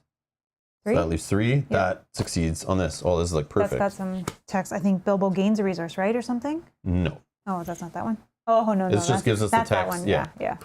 Okay. Travel? Yep. Do we want to get 3 out versus 2? Sure. This will just discard a card at random from our hand. Unless, if you're building up and you don't want to do No, that, I'm that's looking fair. for allies. Yeah, getting rid of some of these cards will suck, but it's like whatever. I'm The other one is lose a resource. also not bad. Both are not bad at this moment. All right, we'll just leave that. Unless it gets rid of one of my cancels. He's also helped Bilbo get resources back, yeah, so. Yeah, that's true. Okay, that's it. Boom. Okay. Here you go. Ready up. Reduce threat by 1. Resources. Draw a card. Oh, big old Bjorn. There's an ally if I ever did saw one. If I ever did see one. Okay, I'm ready to put 5 dwarfs into play. Okay. Or have 5 dwarfs, including my heroes. Okay, I'm also going to start. Okay, let's get some money from Stuart. So this has already paid itself off, like in. Do like this. Okay, so let's first put into play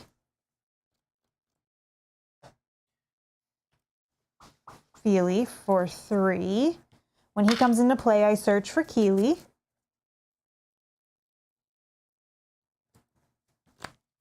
And then also, after dwarf enters play under your control, reduce your threat by 1. So he came into play, reduce my threat by 1. Beside him. He comes. Now, I don't know. Put him into play under your control. So that works for this guy then too, right? Yeah, enters play. It definitely entered play. Okay, so then it goes to 29. Okay, I now have my 5 dwarfs for Thorin. I was shuffling. If you control these 5 dwarfs, add 1 additional resource to Thorin Oakenshield's pool when you collect resources during the resource phase. Yeah. It's too late for that now, but next round. That's okay. Okay, I will then play another dwarf. This one is Dwallin, and while you control these 5 dwarfs, lower his cost to play by 2, so he only costs 1. Whoa. Okay, I lower my threat by 1. So I'm at 28. What are you? 29. Okay. And then, oh, he's unique, so I gotta wait for him to die before I play him back. And then I have some little weenie guys, but I'm gonna save because I want to leave 1 shadow resource there. I think I am gonna just dig a little bit. Gandalf. Oh. Unexpected courage. Oh my. Oh no. How many Gandalfs do I have in my deck? Gimli would like some unexpected courage. I know. Oh boy. My god. Gandalf's cool for a round, but unexpected courage is the gift that just keeps on giving. I know. I have sneak attack, so Gandalf is 2 rounds. Not. I should not have done that. Man, can you attach that to Bilbo for him to get off multiple sacks in a round? No, I thought you can't attach any cards to him. It said in the. What? I thought it said something in what you read at the beginning that he can't take attachments. No and stuff. way. I read that? I don't know. I thought it said like. Where? I don't remember. In his Bilbo section. I thought it said something about. Up a little bit. Maybe it didn't say that, but. No, there's nothing. It would be written right on him. That They always put it right on the card. Telling me you can't attach stuff on Bilbo. As long as it says, what can it say? Attached to a hero? Bilbo's a hero. It says right here. This is a tough choice, I know. H-E-R-O, hero. How many of those ones do you have in your deck? I think you have 3 Gandalfs. 3 Gandalfs and 3 Unexpected Courage? 2 Unexpected Courages. And 3 Gandalfs? Yep. Okay. We're taking Unexpected Courage. Okay. But I'm not playing it yet. Yeah, I'm gonna wait another round or 2 and see if we lose the attachment card. Unless we play it out and we start playing attachments and I literally hold those when revealed for them. Do you have sneak attack though? I do. That would be amazing for the trolls when we can damage them when they're engaged with us. Yeah, but I can still dig for another Gandalf. I have 3. I don't know. I'm looking at 3 cards a turn now. Because I draw 1 up and then I'm revealing 2. But you could use another Gandalf after that. Like, you can never have enough Gandalfs. No, I know. But what about, okay, so then Unexpected But I also Courage? have Gandalfs in my deck that they will collide and stuff, which I don't have yet. And I have to pay for mine fully, so I wouldn't worry about it. Go to hell, Dan. Okay, I mean, thanks for your support. I don't know if this is a good decision, but I'm going to take Unexpected Courage. But I'm going to hold off on playing it for now. Okay. So I don't want to necessarily lose it if I choose not to. Even though we're going to discard a card at random from our hand, if we progress. Okay, I'm going to play Bjorn for 6. And I'm going to play a veteran axe hand for 2. And now I'll get draw an additional card at the beginning of the resource phase because I have 5 dwarfs in play. Can I just Oh, no, I don't. Oh, because he's not a dwarf. It's Bjorn.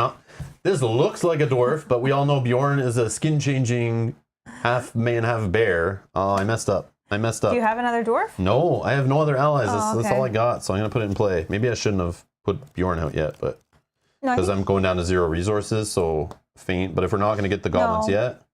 No, we're good, yeah.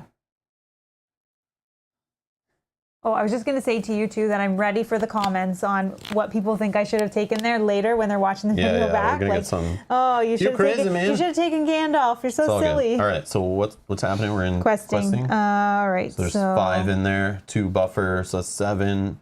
Okay, I think we're okay to put some quests on here now because I think we're like a couple turns, like 2 turns max. Yeah, I think we want to get in soon. So 2, 4, 7,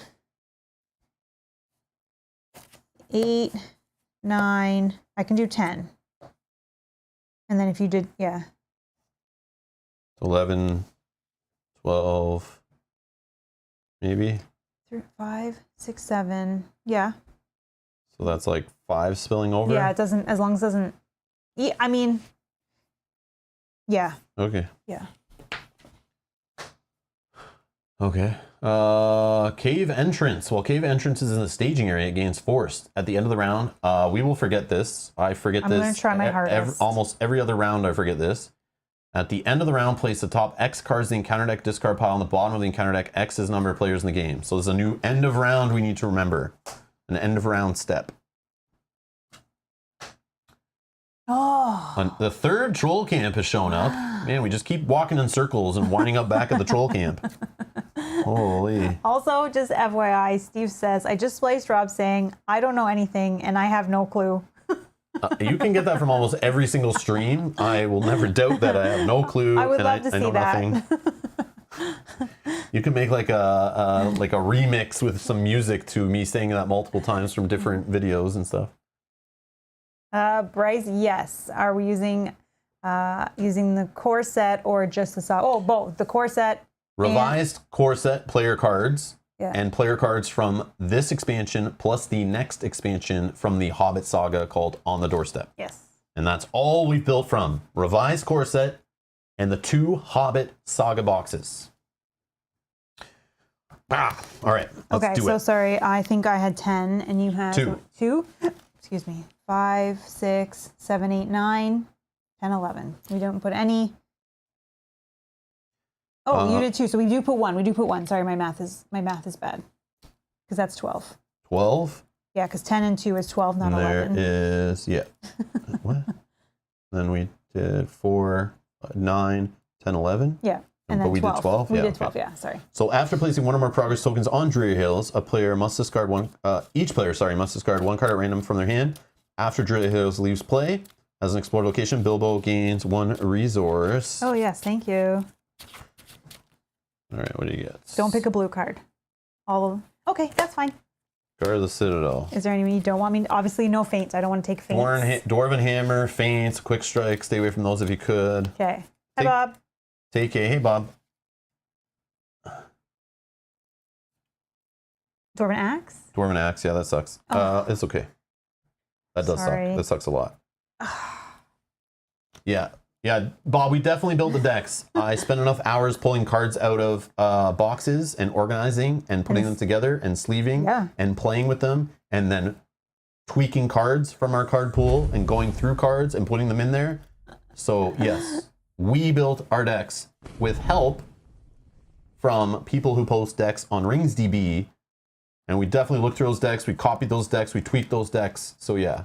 But we definitely built decks. 100% we built some decks. We didn't say we created the decks. Yeah, I never said we started from scratch with blank slates. No, never we did not say that. But I definitely, the act of putting some cards together in a stack covered in plastic, definitely built some decks. Yeah.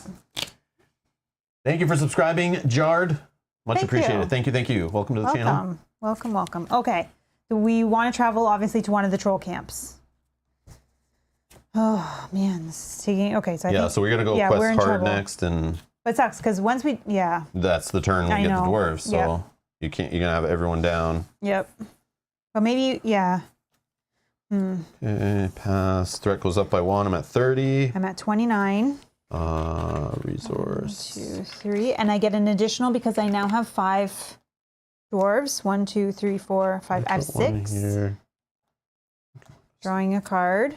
Oh, I got Keely. So Keely can. Dory. I'm holding these 2 dwarfs for when they die. Okay, I'll play Dory. Now I have 5 dwarfs. And then I will play think I'm going to put a Horn of Gondor on Thalin. Oh, location effect. Thank you, thank you, thank you. How many do we have to put on the bottom? Oh, thank you. Yes, see? 2 cards. 2 cards on the bottom. Thanks, Orbit. Yeah, yeah. Oh, place the top X cards. Top X cards. I just did the bottom. Top X cards on the bottom. Yeah. And then when there's multiple of these in play, you have to like do it multiple times. It's like, keep forgetting. Okay. I don't think anything else. Yeah, I'm good. Okay. Here you go. Unexpected Courage on Gimli? Whoever you would like. Yes, Gimli. Okay. So you can defend and then hit back or hit twice, especially with a quick strike and then a regular attack. It'd be great. Okay. Did you plan? That was my plan. Okay, questing. 1.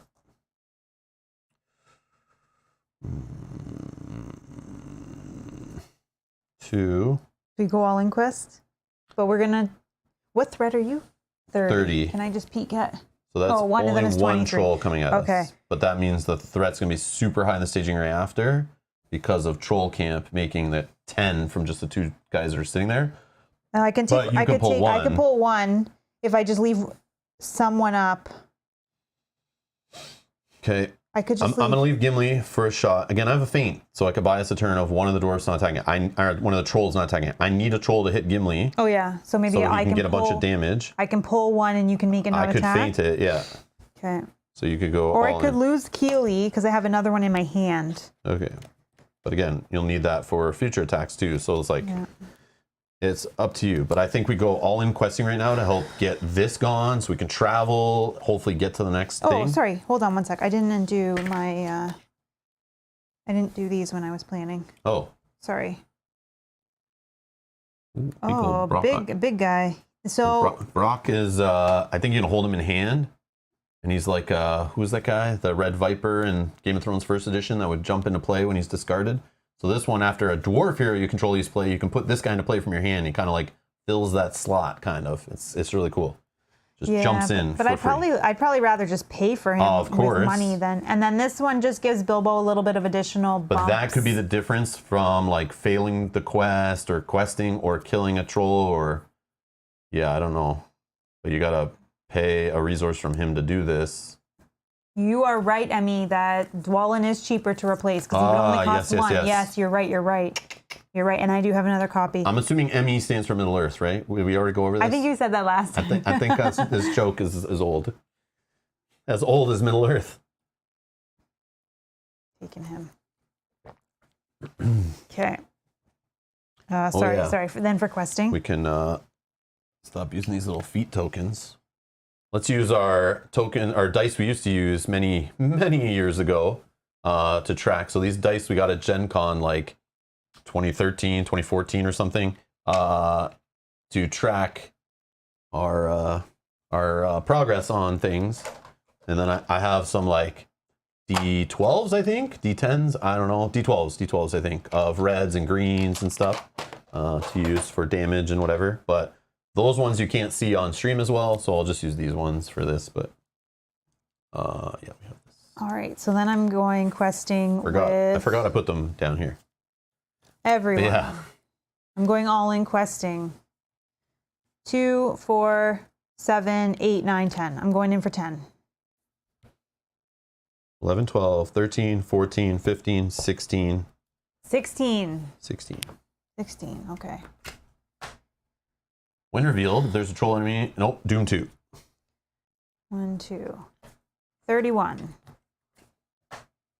Doomed 1. Holy moly. This is the one I'm canceling, though. Okay, relax. Each player must choose increase your threat or reveal more cards from stage area. Cancel. Oh, reduce your sorry, that's your reduce your threat. Oh, I thought Increase threat by 4. We went through this card already today, not long ago. But when you see the other one, Or reveal an additional encounter card from the encounter deck and add it to the staging area. That could help us get to Troll Purse. It could add more locations that are trouble. It could draw us more doomed stuff. I don't know what to tell you. But I think I would choose a card if you're not canceling this. I'm choosing a not card. canceling. I thought that was the one that made us remove all the attachments. It's a similar picture. Well, we might draw into that right now because we're revealing extra cards.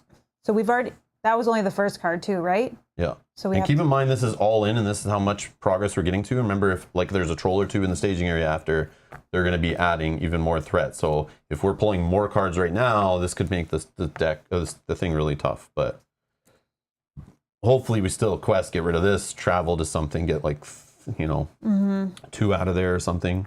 Yeah. What do you want to do? You want to cancel it or just leave it? No, I'm going to leave it. Okay. So first player, I'll just replace it. Winterfield. There is no troll, so this will gain Surge. Yeah. So there it is. There it Discard is. all non-treasure, non-objective attachments in play. So you're going to cancel that? Yeah.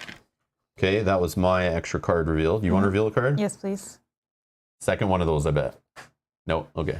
When revealed, deal 1 damage to each ally, 2 instead if there's a troll enemy in the staging area. So 1 damage to each ally. Fenrir next hand, no. Whoops. Bjorn, no. Dory, no.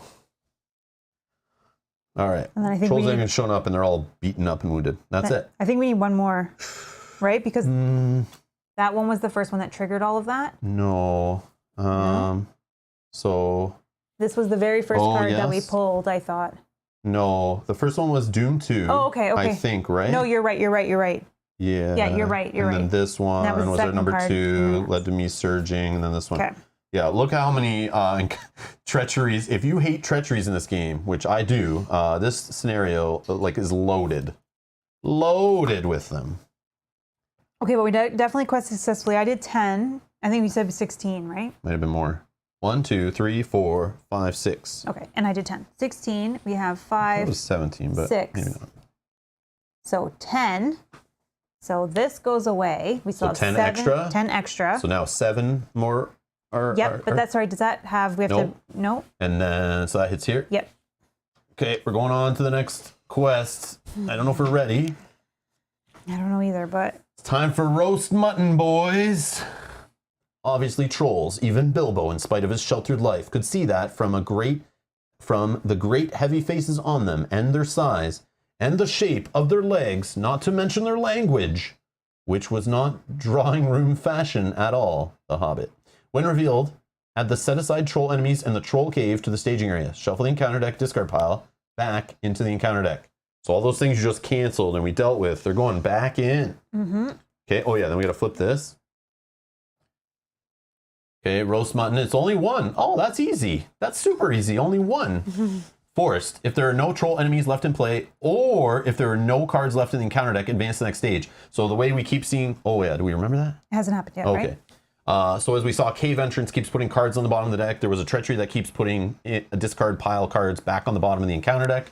That's because you could also just quest like crazy in this, because anytime players would place progress tokens on the quest card, discard an equal number of cards from the encounter deck instead.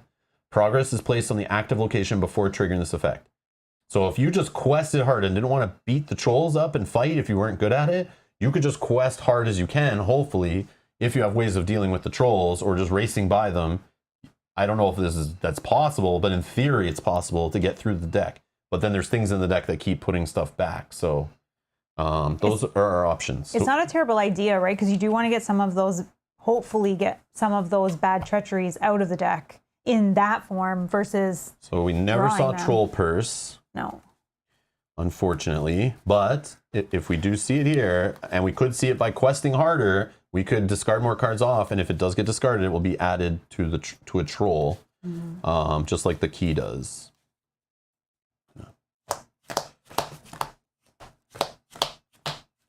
So if you want to grab the stuff and put it in like a second row of the staging area maybe or something.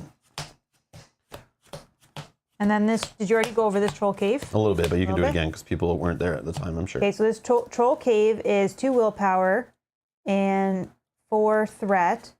Immune to player card effects. Players cannot travel to troll cave unless Bilbo Baggins has the troll key attached, and the first player sends 5 resources, 2 resources instead if Bilbo Baggins has the troll purse attached.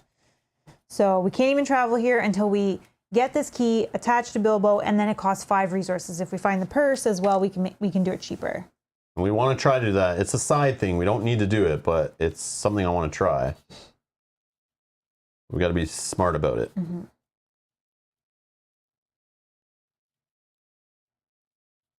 Okay. Okay. That we could travel. Okay, so these trolls, some text I kind of went over before, or I skipped before, was this forced. When these guys engage you, they can sack 1 or sack 2, which draws cards from the sack deck and basically nullifies a character or a hero. So we don't want to keep engaging them over and over again. But there is a forced. They will return to the staging area at the end of the combat phase, and they all have this text, but the engaged player may raise their threat by 1 to cancel the effect. So basically, for each troll in front of you, you have to spend an extra threat increase every round on top of the regular threat increase to keep them engaged with you, so they don't go add their threat back to the staging area. So there's definitely a time-sensitive and costly way to deal with these guys here. Who do we want this on? I don't know, the first one we can kill. I think we focus on the one. So there's one troll that says troll enemies troll enemies not engaged with the player cannot take damage. Okay, I don't think we care about them because we'll only be fighting the ones that are engaged with us. Yep. Players cannot play attachments on troll enemies. I do not have a forest snare. I don't have anything that would matter I either. don't worry about it yet. This one is the worst one though. So Tom is troll enemies can only be attacked by one character at a time. And that's what we're trying to hopefully do with Gimli, but Dwarven Axe disappeared, so that's going to make it harder. But, yeah. So this guy, I think we attach it to him because he's the first one we want to, like, start beating the crap out of, right? Mm-hmm. Yep. And then we can travel to a location. We're obviously going to we can't travel to Troll Cave. We're going to keep a Troll Camp. So we can travel to one of these two. Here, this one to get 2 threat out of there. Yeah, that's fair. This one could get Bilbo a resource, but we'll lose a resource to do it, but I think that's fine. Yep, I have resources I can lose. All right. Okay, and then engagement. So we got 23, 33, 38. So I'm 32, so technically, but we don't want to leave them in there. So if we don't optionally engage anybody, so I go first. If I don't optionally engage, then you don't optionally engage. This one is coming to me as first player. Yep, and that's it. And you're 1 away from this guy force engaging with you. Yeah. But I want this guy, so I need to optionally engage to get him. Mm-hmm. And then I can optionally engage him. So that he doesn't automatically come to me. Yeah, just so you can focus on one at a time. Okay. And then, boom. He'll stay there for now. The other option, here's the other option. That's fine. The other option is I optionally engage him, then he comes to you and all of them are out of the staging area. But then you're increasing your threat by 2 plus the 1. So I don't know. This guy's only 10 also, so he's like quicker for you to attack and especially kill. Once that guy's dead and I can use more of my guys. Like and I'll try to get this guy. My highest attacker is only 3. So I mean, I'm getting like 1 through a turn. Okay, so combat, we're gonna go with shadow cards. Okay, so dealing with this guy, I know I'm just going to defend with Gimli, and then I'm going to exhaust this to ready Gimli right back up. Okay. We got a shadow effect, which is if the attacking enemy is a troll. Oh, we didn't do a sack. Oh, we forgot to sack. We forgot to sack. We forgot to sack. So when this guy engaged me first, I would draw sack 2, or sack 1, sack 1. Almost forgot. So I drew a melee sack. When sacked, attached to the ally, excluding Gandalf, with the highest printed cost without a sack attached, which is Bjorn. Oh, no. Which is Bjorn. Okay. Okay, then... so, key. These all have the same text on them. Attached character cannot ready, attack, defend, commit to quest, or trigger effects. If this sack card is removed, shuffle it back into the sack deck. And we know we can remove these off of Troll Camp with Bilbo helping out, but unfortunately Bilbo's having an app right now, which I probably shouldn't have put him in like that. That's okay. So he could right now start removing them, but we wouldn't have the trolls if he wasn't in, because we would have been 1 shot. Oh no, we had 1 extra. Yeah, we shouldn't have done it. Okay, and then that was my that's mistake. okay. And then one sack for Bert. Well, that's the other reason we don't want to take this guy yet. Yeah, Sack 2. Yeah, exactly. You're right. Your sack is a Warren sack attached to hero with the most resources without a sack attached. 1, 2, 3, 4, 5. Okay, so I flip this, and it's sack 1. The first player may spend 1 resource from Bilbo to cancel this. I could also spend 1 from Ballin to cancel it. No, but that would reveal a new card. It would reveal a new card. Which, I mean... Which is not terrible, because... That does dig into the deck and help us find Troll Purse. Yeah, I can do it, because I can do it once per... So I replace it? Yeah, once per attack. Oh. Same card. Oh, Same well, one. okay. It was meant to be. I'll just cancel this one with Bilbo. I don't have any shadow cancels. It's fine. I don't want any more sack cards, so yeah, no, they don't go away. I agree. Okay. You're going to deal with your defense. Yeah, are you canceling his attack, or... Oh, this guy? Yeah. Oh, yeah, you have no one ready, right? No. I don't have Sentinel. Nope. Yeah, so I'll play 1 resource off Gimli to feint. Choose an enemy engaged with the player. That enemy cannot attack that player this phase. Thank you. All right. Attack time. So, oh, yeah, sorry. He should have finished the damage. So this guy's hitting for 5. Gimli blocks for 2, takes 3 damage. Sorry, forgot about that part. Yeah. Okay, then I am going to attack. Only 1 character's allowed to attack. I can't put this guy in also because of the text off this guy. So he's attacking for 5, blocks 2, takes 3 damage. And if we could exhaust Bilbo, we would claim the key, but we can't yet. So,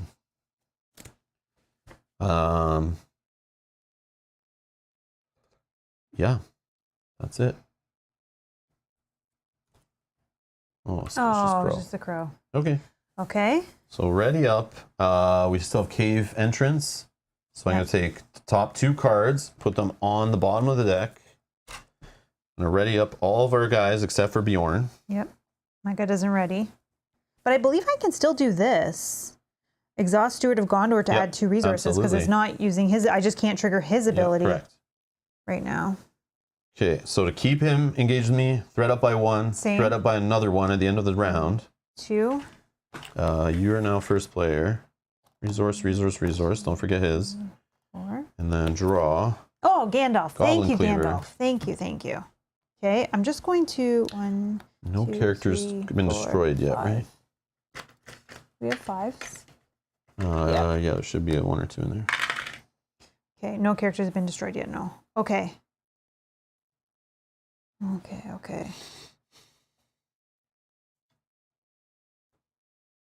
much health?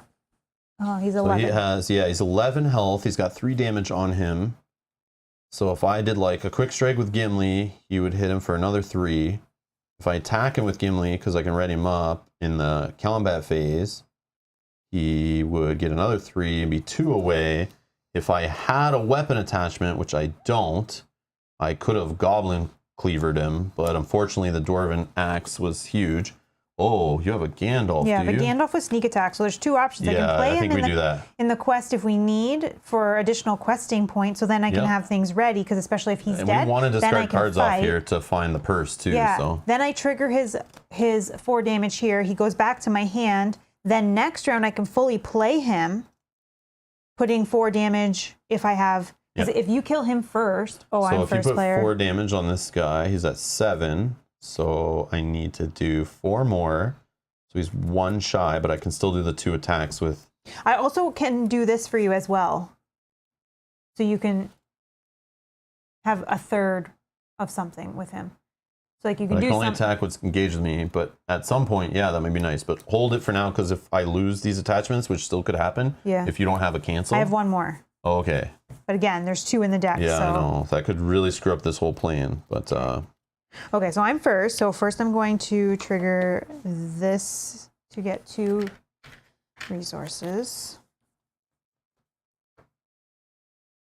How much do I got here? 3, 4, 5.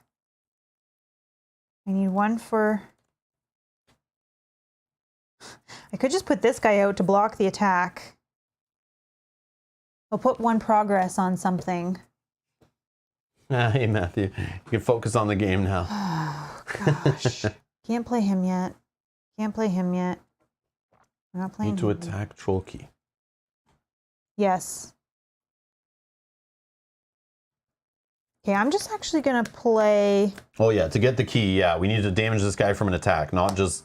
The Gandalf won't let us get the key. We have to actually... Yes, which Gandalf wouldn't finish him. Obviously, yeah. Okay, and then I get to place 1 progress token Place one progress token on that location. Choose a location. So I guess I just choose this one. So potentially we can get through that faster. Okay, I think that's it. We're saving this because you don't need it this round. Sneak attack for Gandalf. This guy can't forward, and these guys are in play. Okay. I mean, if I do take this guy, I could use that, but again... I have a Sentinel that I could block for you. Well, I have guys that can block also. But... I can give it to you now. It's risky. It's risky because I only have one cancel, but take it. Let's do it. Because if you can get rid of this and still be able to put a little bit of damage on that guy, but Assuming again, we this still guy need doesn't get sacked. He might get sacked. That's the other problem. Then we just remove the sack as soon as possible. Right now, we need to leave Bilbo up so we can claim the key. But we might have to use Bilbo to get rid of a sack. Which is why Unexpected Courage, actually maybe attaching this to him. Oh yeah, that's actually not bad because I can get rid of like 2 sacks. You can do that even like right now to get rid of 1, ready him back up. Maybe that's the play. They don't ready until. Okay. But yeah. Maybe we wait and see in case someone else gets a sack. He's not going to get a sack. Yeah. So I know it's your call. Okay, let's wait. Let's wait. Because if you do engage him, we could get 2 on worse. Like this guy is fine right now. Okay, I'm done questing. Yeah. Okay, so I need to leave this guy up and this guy up. If I can't hit him back, it's fine. I'll do. Remember, I also need Bjorn. The sooner I get Bjorn back up, the faster I can do his crazy effect where he gets like +5 attack to help kill another troll. Yeah. But I'm going to leave it for now because, like you said, if you take this guy, you don't want it to go on him again. Something else. If it's like highest this or that. It would suck to get it off and then one goes right back on. Yeah. So I'm questing for 3, 4, 5, 6, 7. 7. What's in there right now? 5, 6, 7, 8, 9, 10, 11. Yeah. 12, 13 we want. But then there's new stuff coming. I could also quest for 1 more if I put him in and don't use him for Sentinel block. I'm just thinking like... I do have 2 to block with, but who's blocking on your side? This guy. Assuming that card doesn't come up, it does 1 damage to all allies. Yeah, then this guy. And if that comes up during this thing, you're losing a bunch of quest points. Yep. Okay, well, I'm putting Thalin in. I'll put Dory in. Or sorry, Ori. Not to be confused with Dory. I'll put Ori in. I'm only adding 3 more. So we're at 12. Okay. Cave entrance. Okay. Which adds only 1. Okay. When revealed, discard all Baggins resources. Oh. Which that stops us from getting rid of... Do we need a resource for the key? We need... no resource for the key. But we need a resource. 5 resources to enter the cave, which we're not there yet. And we need 1 to remove a sack card. But we'll get 1 if we succeed on this. I don't know where we're at right now, but 1, 2, 3, 4, 5, 6, 7, 8, 9, 10, 11, 12. That's even. We're even? Yeah. Oh, we need to be up 2, and then we can get rid of that, and he can get a resource back, and we can remove a... Either way, I don't... Well, the other thing is, if I don't cancel, because I want to be able to save our attachments potentially, we could remove the key, or we can claim the key, and then next turn... Worry about sacks? Worry about sacks. Okay, well, this is gone then. Oh, yeah. Sorry, that's me. That's it, though, I think. Oh, yeah, that's done. Oh, wait, were we supposed to do this, though? Or you did, maybe? Yeah, I did. Okay. But now we have to do it twice, 2 cave entrances. Okay. So we're even. There's no trickery to increase anybody's. No. Okay. Oh, I could... Oh, I was supposed to put... Oh, where's Gandalf? I was supposed to sneak attack Gandalf. Okay, just do it. Sorry. Yeah, that was... I thought you did all that. No, I totally blanked. Okay, Gandalf is in for 4. So Gandalf would have done 4 damage. He does 4 damage there. So sorry. We just talked all about that. So now we're up 4. Yeah, sloppy. Sorry. I'm so sorry. All right, so this guy got 4 damage. Gandalf was in, so we're actually up 4, right? We're up 4, yes. Yeah, see? I thought we would have way more. I was, yeah. Okay, sorry. so 2 gets 2 goes here, there. gets rid of this. Oh, we probably forgot to do this. When 1 went on here, we should have lost a resource from 1 hero's resource pool. Oh, you know what? I didn't have to do that, though. When was that? I did that when I played him. Oh, you should never do that on Yeah, I this. didn't even read it. Just put it on like something else. I'll put on a cave entrance. Yeah, sure. Yeah, sorry. So now 3 get through on there. Or on... Oh, or I can put it on... Yeah, I can put it on... No, you're not allowed. Oh. So, Let's put on a cave that's entrance. fine. So now... Now 3 get through on there. 3 here and 1 on that. Yeah. So after placing 1 or more on here, we lose 1 resource from a pool of a hero from each person. I got rid of 1. Then Bilbo gets 1. Okay, so now... so that's gone. And then... 1 went here, but this doesn't go here, Mel. Oh, then sorry, we I thought it discard said... 1 off here. Remember? We played this before. Yeah, but I thought it said you place 1 and then any additional, No. like after you have the No. 1. But sorry, that's just my bad. Discard an equal number of cards from the encounter deck instead. So the 1 progress that went here Yeah, sorry. goes as a discarded card. It's a roast 'em, boil 'em. Roast 'em or boil 'em. Okay. All right. I wish it was the remove Okay, attachment then he card. goes back to my hand at the end of the quest phase. Cheat! We're cheating. No. We totally talked it out that we were doing said that, and then Mel brain farted. Yeah, I just then didn't do it. I'm so sorry. Mel got distracted with second breakfast and was all worried about crams and she got distracted by some dried up old cram and was all worried about food. No, and then we start talking about this one. No. We talked that whole thing through and how many damage. Bob's just trolling. I know. I'm so sorry though. That's my bad. Bob's just trolling. I am sorry. I am sorry. All good. It's all Totally good. forgot. Yeah. Filthy casuals. Filthy casuals. Yeah. How dare we? Okay. So that's questing. We're all good. We can travel. So do we want to travel to a cave entrance so that... Yeah. Because we don't want to travel here. No, we want to leave a troll camp for helping remove sacks. Okay, so then I am going to trigger this action, exhaust Bilbo, and spend 1 of his resources to remove a sack from Bjorn. That's going to shuffle back into the sack deck. And then I will Cram. discard to ready, and we'll use him Yeah, to try to get the key. when you do an attack. Okay. All right, so travel done.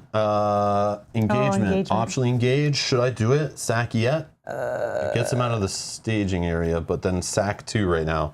I just worry that this, I'll get, oh, no, you know what I should do? Sorry. Action window in traveling phase or whatever.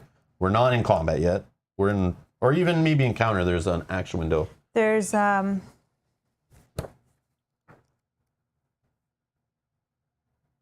whatever action window before, I want to do a quick... Yeah, there's one in travel. Then there's another one in encounter. I want to just do a quick strike before we get there. Yeah, you can, so encounter phase begins and you can optionally engage and then action window. Okay. But you can do it in travel. Okay, so what I'm going to do is a quick strike to get this dealt with beforehand. So exhaust the character you control, immediately declare as an attacker and resolve an attack against eligible enemy, which is this guy. So Gimli is going to attack for 5 against this guy. 2 gets blocked, 3 gets through.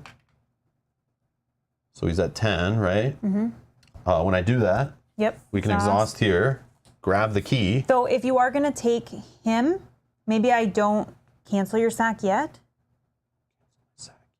Maybe I wait and see. It's up to you. So you want to put the cram back on there? I'm just debating because... If you do whatever, go ahead. Are you taking this guy?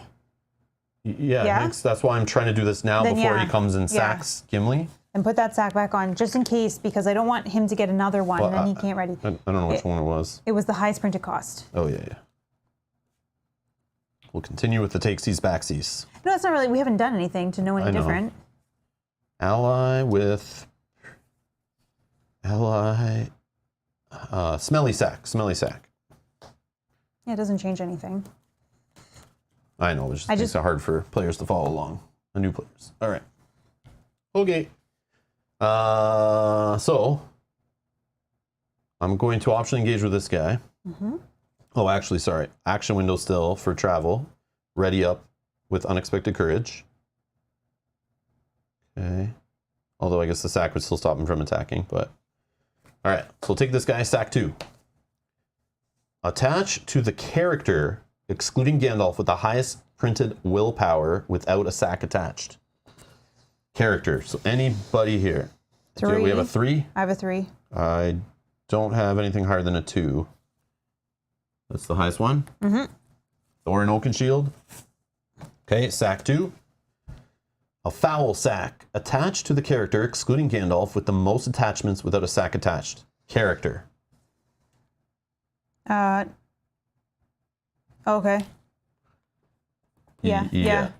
But he's allowed to still do it even if he's got a sack attached to him. Yep. So he's now not allowed to quest, trigger effects, attack, defend, whatever, but he can still trigger that one. That's fine. He doesn't do any of that anyways. Yeah. Okay. Okay, so then I will remove the sack off of him. Bah! And then ready him. Take your smelly sack back. Oh, and then he's exhausted from taking the key. Okay.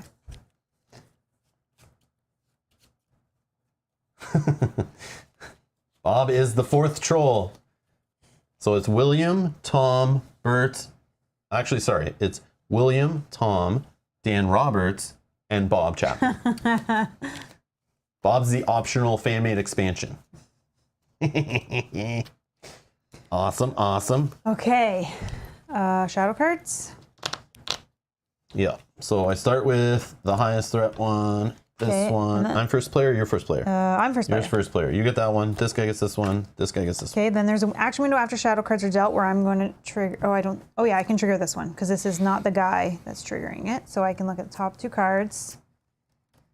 Snowboard Scout, Longbeard Orc Slayer. There's no orcs, but I mean, this guy's just a cheap defense. Just throw him in and he just defends. He So also puts a progress on these locations, let's take this which one. this one's fine to put a progress on. Okay. Yeah, okay, that's me. Okay, so defense, this guy is going to defend against this attack here. Shuffle this card into the encounter deck. It's a shadow effect. So he hits for 5, he blocks 1, he's dead. Nice pickle. Character died. You don't have any of that? Yeah, I do. After a character is destroyed, add 1 resource to attach hero's pool. Yeah. It's about time somebody started being destroyed. You guys are funny. Oh, yeah. Oh, I don't know how I'm going to kill this guy. I may need your help. I may need to put him back in the staging area eventually because he's the only guy that can do any damage. And he has a sack on him. Or actually, maybe once that guy's dead and I can use all my characters, then maybe. Let's not get ahead of ourselves. Trolls aren't dead yet. No, I know. Okay. All right. Defense time. In front of Tom, I'm going to throw Veteran Axe Hand. Nothing. Another troll camp. Man, those troll camps are popular today. Okay, this guy gets smoked, and Thalin will gain another resource. I can defend for you because I can bring this guy. I have another copy in my hand. I can bring him back in. Do we have another guy to defend with over there? I already did. I was first. Oh. Yeah. Oh, yeah. If you want to. Because I can bring him back for 1 cost, okay, and I have sure. another one in my hand. I'm not going to say no to that. I'll defend for you. Sure. And he's defending because he has a sentinel keyword. Just so everyone knows. It's not normal, but this guy is like Aragorn in the last campaign we did. Sentinel. This guy's got sentinel, so you can like defend for anybody. All right. Shadow. Deal 4 damage to each character with a sack card attached. The first player may spend 2 resources from the Baggins resources to cancel this. No, I'll use... That's like the first time we not had resources to cancel that before. I'll use Balin to... Oh, reveal a new shadow effect? Yeah. So you cancel that and reveal a new one, right? Yeah. Oh, Troll Purse! So remember, this was errated according to the awesome... the FAQ, which is summarized here on that quest companion. So it should read, again, we have like the first printing, we got this when it first came out, should read, if Troll Purse is discarded, add it to the staging area. If Troll Purse is unattached and in the staging area, attach it to a troll enemy if able. So this would reveal, and then we know at the end, so here's the thing. Shadow cards don't normally get cleaned up till the end of the combat phase. Yep. So I normally just clean them up to keep the board kind of organized, but sometimes you're not supposed to do that, or you shouldn't do that. So this actually is just going to sit here, and then once it goes to get discarded, it will then be attached to a troll. Because it would go to the staging area, then go there. So we'll just leave that there for now. Okay, so that killed this guy. So I get another resource over here. Boom, money. All right, fight time. Do you have anyone to attack your guy over there? I do not. All right, so then Gimli. I wish I had him up. He could have done the one little damage here, and then we could start hitting this guy. But I can't find another weapon. So Gimli's just going to do what he's got to do. To hit for 5, 2 gets blocked. It's enough. We kill here. Boom! Tom's dead. Goes to the victory display. Because he's got victory 4, so he's not coming back. And now this ability's turned off. Troll enemies can only be attacked by one character at a time. So now we can jump them in a dark alleyway all together. All right, so we're done the combat. So this will go to get discarded. Go here. Then it needs to attach to a troll. And this purse, it's a little different. So after an attached troll enemy is destroyed, the first player may spend 1 Baggins resource to claim this objective and attach it to Bilbo. Bilbo doesn't need to exhaust, but he does need money to pay for it. And this will help him when, if ever, we get to go to the troll cave. Because we'll only have to spend 2 resources. So Bilbo needing resources is going to be a problem. So we might need to just stop removing sacks and just let him build up resources so we can even get to the troll cave. But to get there, we need to get rid of this so we can travel from there. So I say we just attach it to here. Sure. But that guy might die first. No, probably not. This guy will probably die first. This right? guy will not die first. No, 100%. Okay, I'm going to try to kill this guy first then. We need some damage from Gandalf. We need, like, all my guys attacking. I don't have any other tricks unless I find a weapon. Oh, it's so rough. So rough. This is going to be slow. Yeah, you just, I think, quest and worry about this guy. Problem is, like, 3 of my guys are down. Okay, then. But I will quest with everything I have. Yeah. But I will just put the one guy in that can just keep defending against this guy. So this guy can't ready anymore? No, but the thing does say that you can do it even if he has a sack attached to him. Bilbo Baggins may trigger this effect even with a sack card attached to him. But doesn't he have to exhaust for it? But it says specifically that he can do it.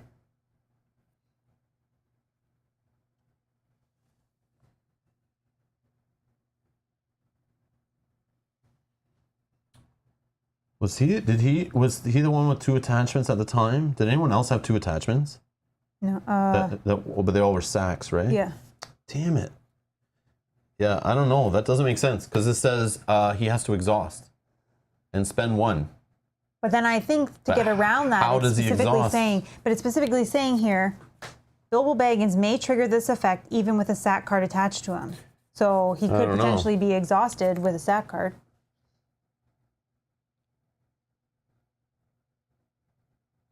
Oh yeah, I'm definitely going to use Bjorn's ability to try to kill this guy fast.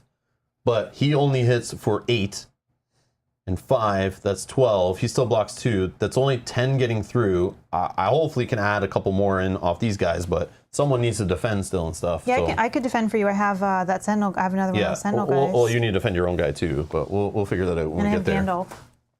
I don't know. I feel like we're kind of stuck right now with the sacks. So I think the threat is what's going to be the downfall of us. So we got to be very careful here. But yeah, I don't know. I don't know how Bilbo or how he stands back up. I don't think it matters. I honestly don't think. So you're just saying the exhaust part doesn't have to be paid anymore while he's exhausted, and we just pay the money and we can get rid of a sack? Yeah, because it specifically says, that's my guess, is Bilbo Baggins may trigger this effect even with a sack card attached to him. But it doesn't say even if he's exhausted. But every other person that's gotten a sack card has been exhausted when they got it. Yeah, sure. We'll do it your way. No, I don't know. I'm just would assume so based on it saying specifically he can. Yeah, we can do it. That's fine. If you want to do it that way, I'm down. I am down. All right. Okay. So that was end of combat. So we're going to ready up, except for people with sacks attached to them who are already exhausted. I'm just going to do this. So threat going up by 1 and another 1 because I have a troll. So I'm at 37. 36. These all stay down, but the attachment's ready.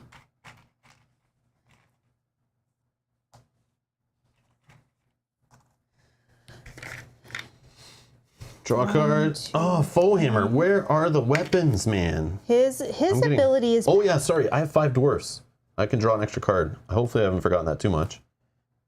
Biffer. Not a weapon, but I'm going to put 2 cards from the top of the deck on the bottom thanks to the cave entrance that's in play.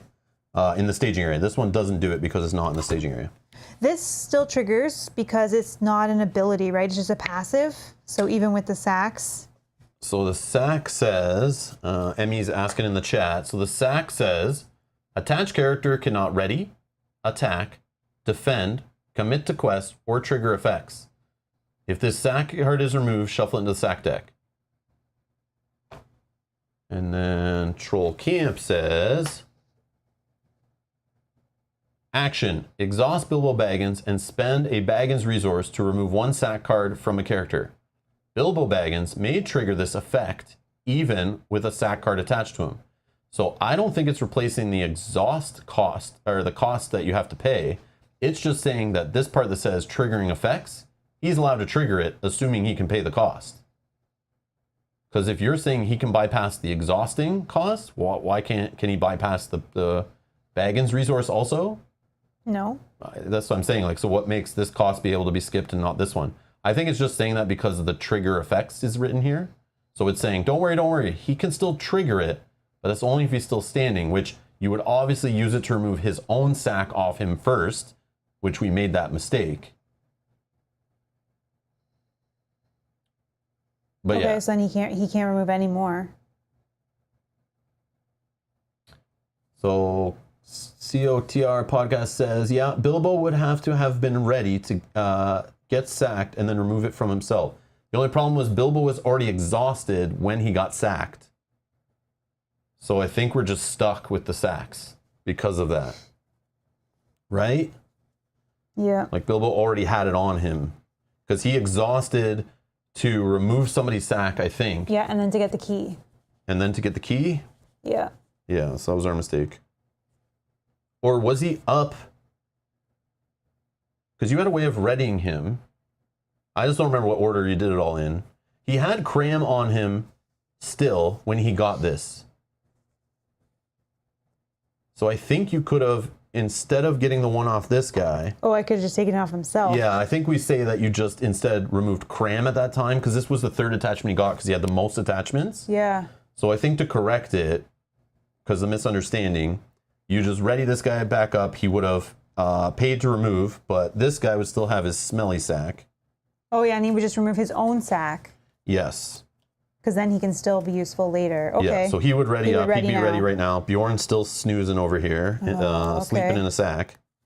Okay. Yeah, so I think we got there. I think we fixed it and understand why they're saying he can still trigger it because he has to get off his own sack.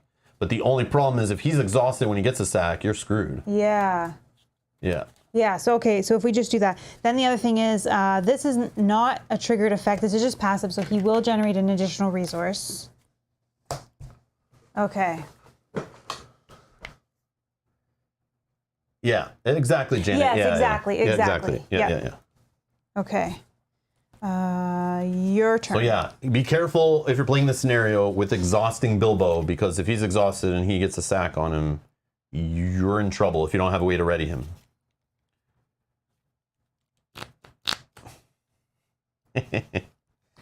Okay. Go ahead. Planning. So Biffer. If you control these 5 dwarf characters, Biffer gains response. After you play Biffer, from your hand, draw 2 cards. Well, I definitely need to dig for weapons. So I'm going to spend 3 off Ori, not to be confused with Dory, to pay for Biffer. And then I do have 5 dwarf characters. 1, 2, 3, 4, 5. Because he triggers us after he enters play. Does one of your dwarfs count as 2 dwarfs? No, that was the first deck we were playing this scenario with before we built a new deck. 1, 2. Oh, look who decided to arrive precisely when he means to. So I still haven't got another weapon to replace that randomly discarded dwarven axe. Oh, they're asking, do you have 5 dwarfs? Yes. 1, 2, 3, 4, 5. Yeah. Not Bjorn. Bjorn doesn't count. Biffer is a dwarf though, and I trigger his response after he enters play, right? Yeah, because at that point you have 5 dwarfs. Yeah. Yep. I can't do the response off a card that's in my hand like that unless it says so, right? So he's in play. Now I can trigger him, and when I trigger him, the check is done. So I have 5 dwarfs. I was gonna try to put a beard on Bilbo earlier to get away with having him as a dwarf, but it didn't work that way. I didn't have a little beard to draw. I didn't want to wreck the card, so. Okay. You're good? Yep. Okay, I will spend... I think. Hold on. Actually, yeah. I drew the new cards. I might as well put this little guy in play. Or, are you about to play Gandalf? I am. Okay, I won't play mine then. I will just play this veteran axe hand that I just drew into. Might as well for 2 off Thalin. 6. I could have played this dwarf first, I guess, but either way, I have many dwarfs. Maybe I can... I didn't have 5. Oh, when I drew my extra card. Oh, fail. Fail. I see what you're saying. When I did this. Ah, boo. Boo. So I technically wouldn't have Biffer, I don't think. Did I draw into Biffer as my second card? I'll just draw 1 less card going forward. Like next turn? Yeah. Punish, because like I'm not gonna roll that back, but what? Maybe I could shuffle Gandalf back in because he was like the last card I just drew, I think.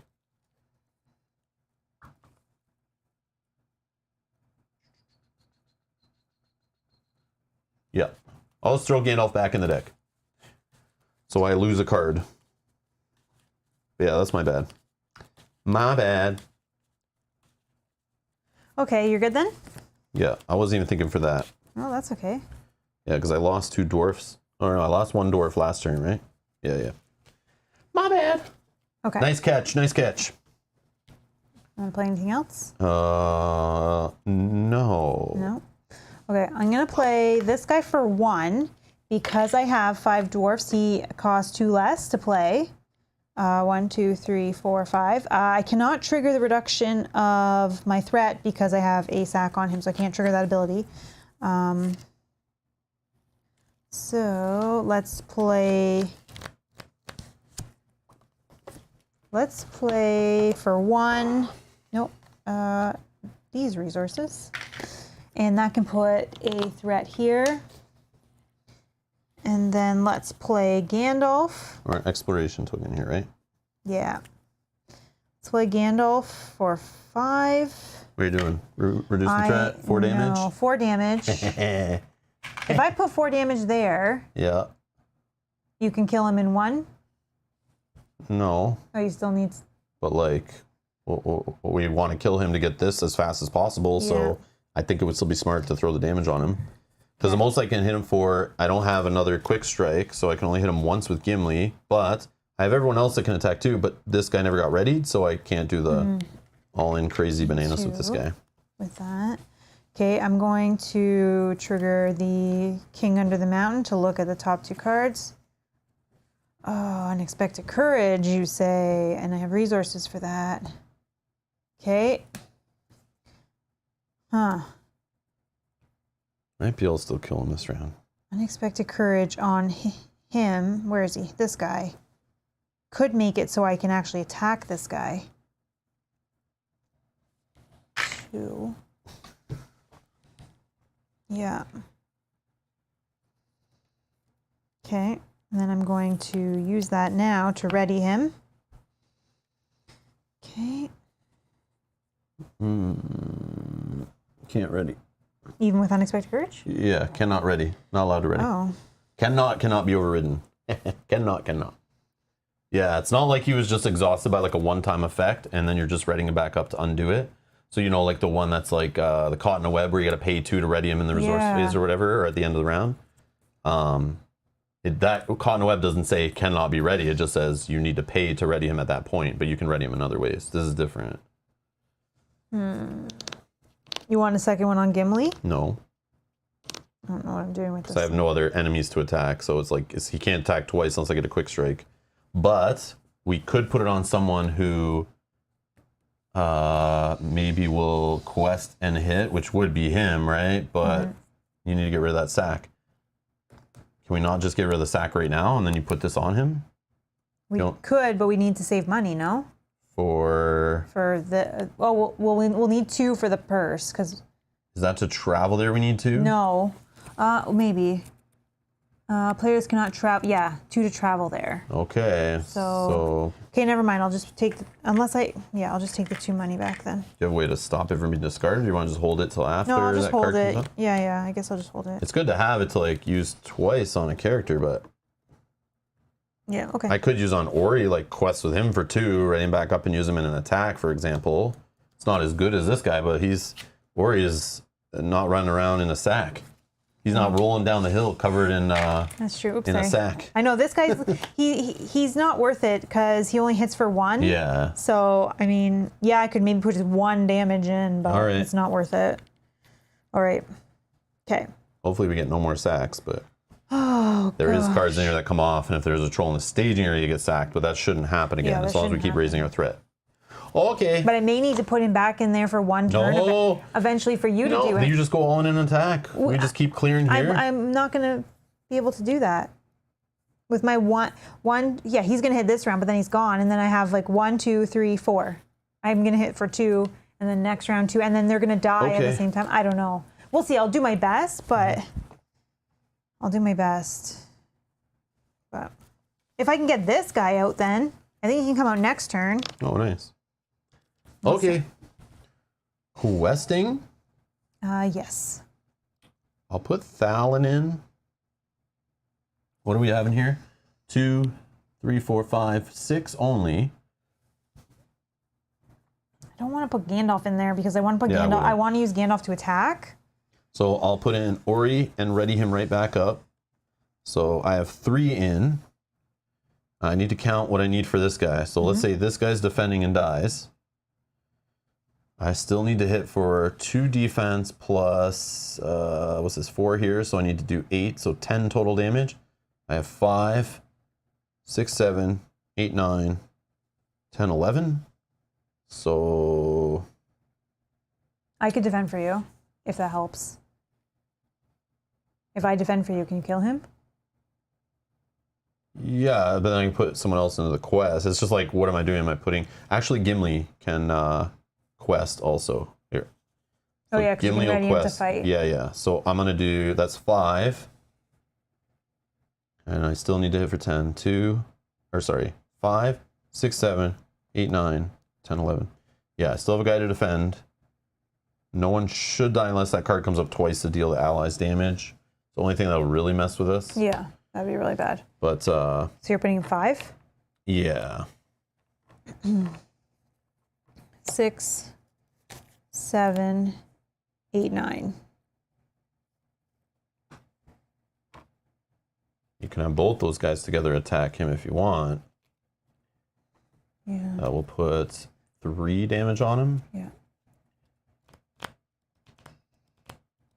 Once we travel to this, I mean, hopefully we don't have to spend these to cancel horrible shadows, but once we get the sack off of him, he'd be key. Yep. But we need to just keep... We need to have the 2. purse, so Yeah, we need him dead. Then we need 2 on him to get this thing traveled. But once this thing's traveled, then the resources on this can start. We can get rid of the sacks, I think. Yeah. Although... But the other thing is, if we aren't worried about the sacks, if we travel here, let's pretend we get rid of this. We can't travel here this turn anyways. Let's say we travel here, we don't worry about the sacks. Just listen me out. So then now the trolls aren't getting extra threat. I put him back. Yes, we have to do 1 more sack. Hopefully it goes on my characters. But then you have better hits. Like, yeah, but Gimli could get sacked. That's the problem. he could, but even if he... Well, let's deal with that. Let's deal with that when we get there, Yeah. I think. All right. Questing. How much you put in? I put in 1, 2, 3, 4. And I have 5. So we're at 9. Another troll camp. Holy crap. We've seen so many. I think it's like the 5th or 6th one. And the birds. The birds get shot by Thalin. 3, 4, 5, 6, 7, 8, 9. We're even. Okay. I guess that's fine. That's fine. As long as he doesn't go back. Yeah, I won't put him back in at this point. I won't put him back until your guy's dead, at least. Or then you're the full quester, and then I don't quest anybody. Yeah, that's what I'm saying. Once I get rid of this guy, then I'll do all the questing. Except I still don't think, because I'm going to lose Well, 1. you're going to play Brock. Yeah. who's going to help with attacking also. Yeah.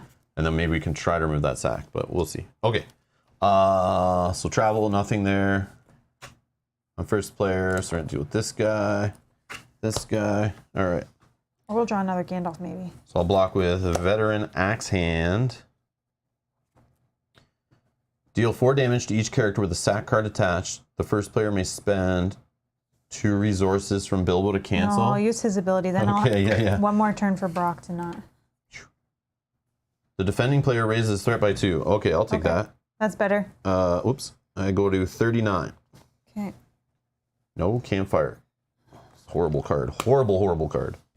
Is whoever defended still alive? So, boom. Dead. Veteran Axe Hand. Thalin will take some money. Okay, go ahead. I'll defend with him.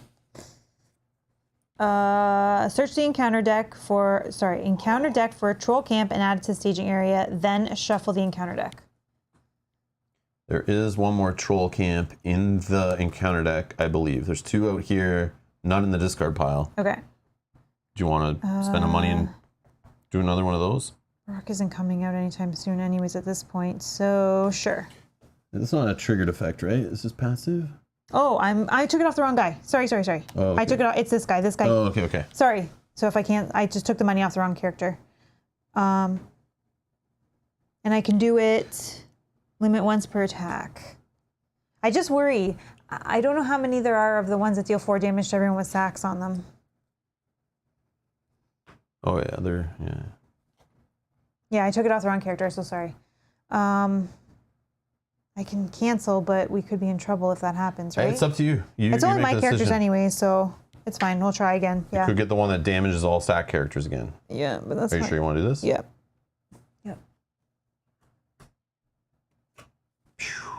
Oh. Defending player must put the top card of the encounter deck discard pile on top of the encounter deck. So this one is revealed, deal 1 damage to each ally. It's going on the top. Okay. So we know that then. That's good to know. So this guy's dead. That gives money me for something. Thalin off of the Horn of Gondor. Okay. And then attacks. Attacks. So I'm attacking with 5, 6, 7, 8, 9, 10, 11. 2 gets blocked.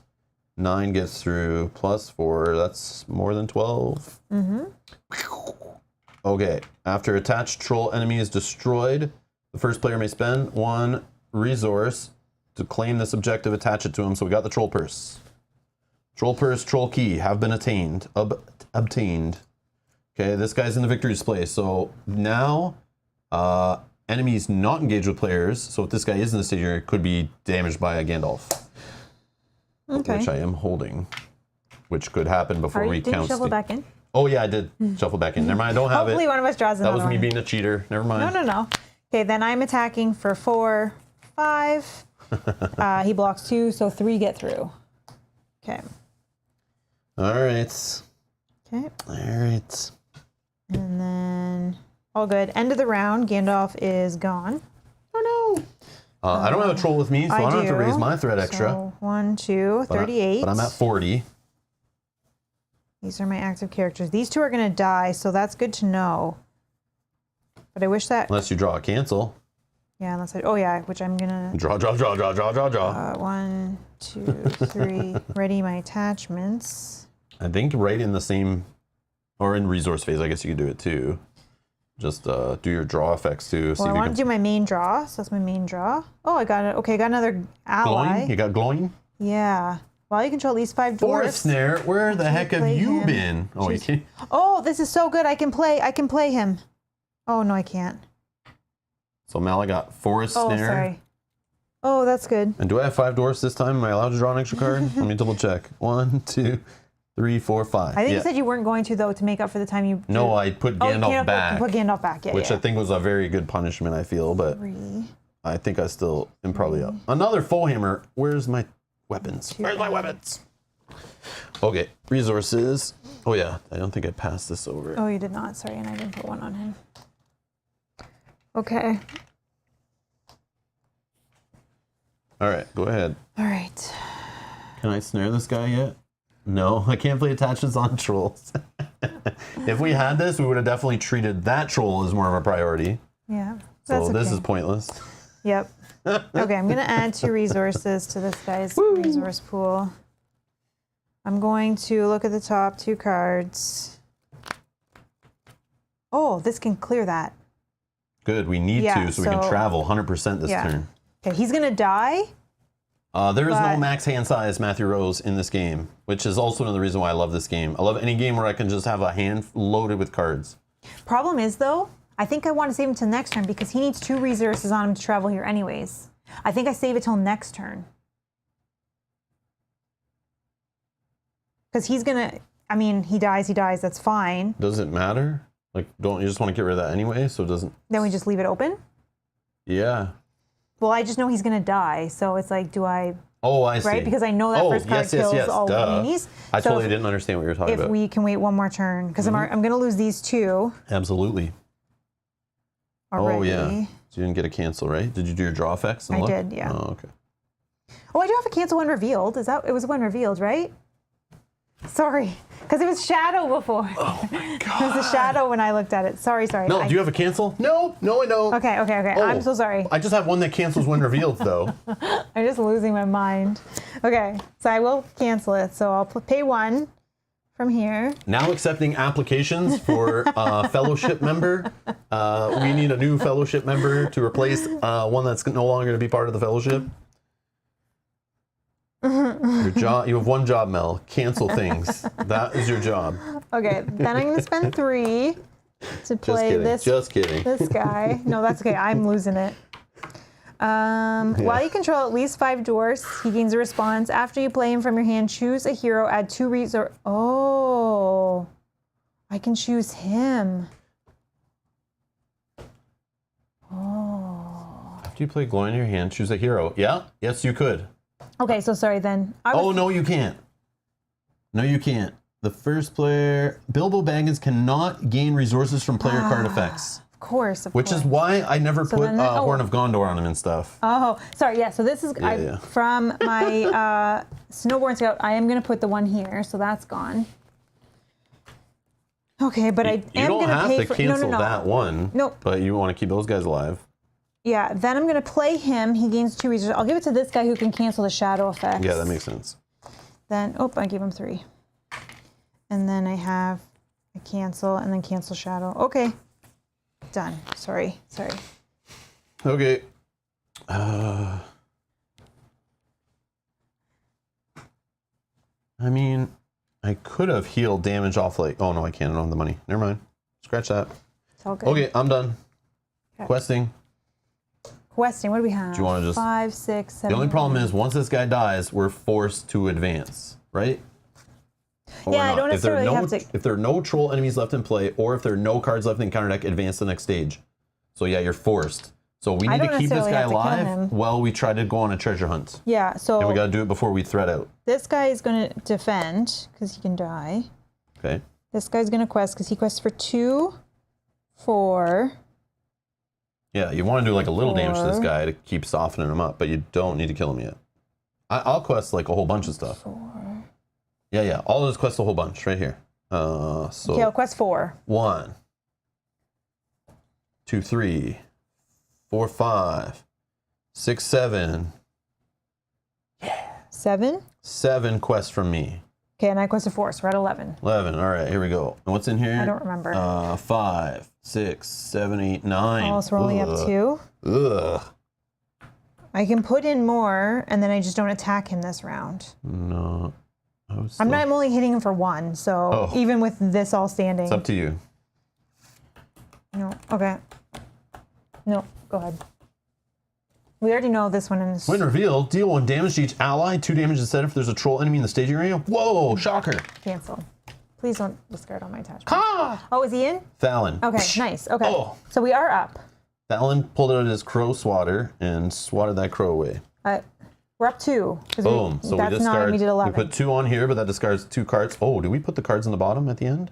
No. Did we even get to the end yet? We did. Just 1 cave entrance here? Yep. Whoops. That would be these 2 would go on the bottom. Yeah, end around, sorry. Okay. So we're just taking 2 off here. Mm-hmm. Discarding a lots or none at all, which was when revealed. If there's a troll enemy in the stage area, sack 1. Okay, yeah, no, doesn't matter. And another bird. Okay. So those are off the top. Okay. And then shadow card? Shadow card. Whoopsh. Okay, I'm defending. Oh yeah, travel. Oh, we didn't want to travel. Yes. No, we want to leave it open. Oh, we're not allowed. We can't. Yeah, we want to leave it open for this. I wanted to travel there, but yeah, we don't have the money for that. Not yet. That's why I was hoping I could give the money with this guy. But all right, carry on. Defending with this guy. Mel has a no sack clause. Shuffle this card into the encounter deck. Oh no. This guy's dead. Character dies. Boom. Thalon blows his horn and gets some money. All right, and then I attack. I attack for 3, and he blocks 2, so 1 gets through. It's gonna be a long time coming if That's I fine. attack for or hit for 1 every time. Hopefully you can get that off Thorin and he can... Once this is taken care of, then it's better. Yeah, so, okay. End of the round, I go up by 2 to 40.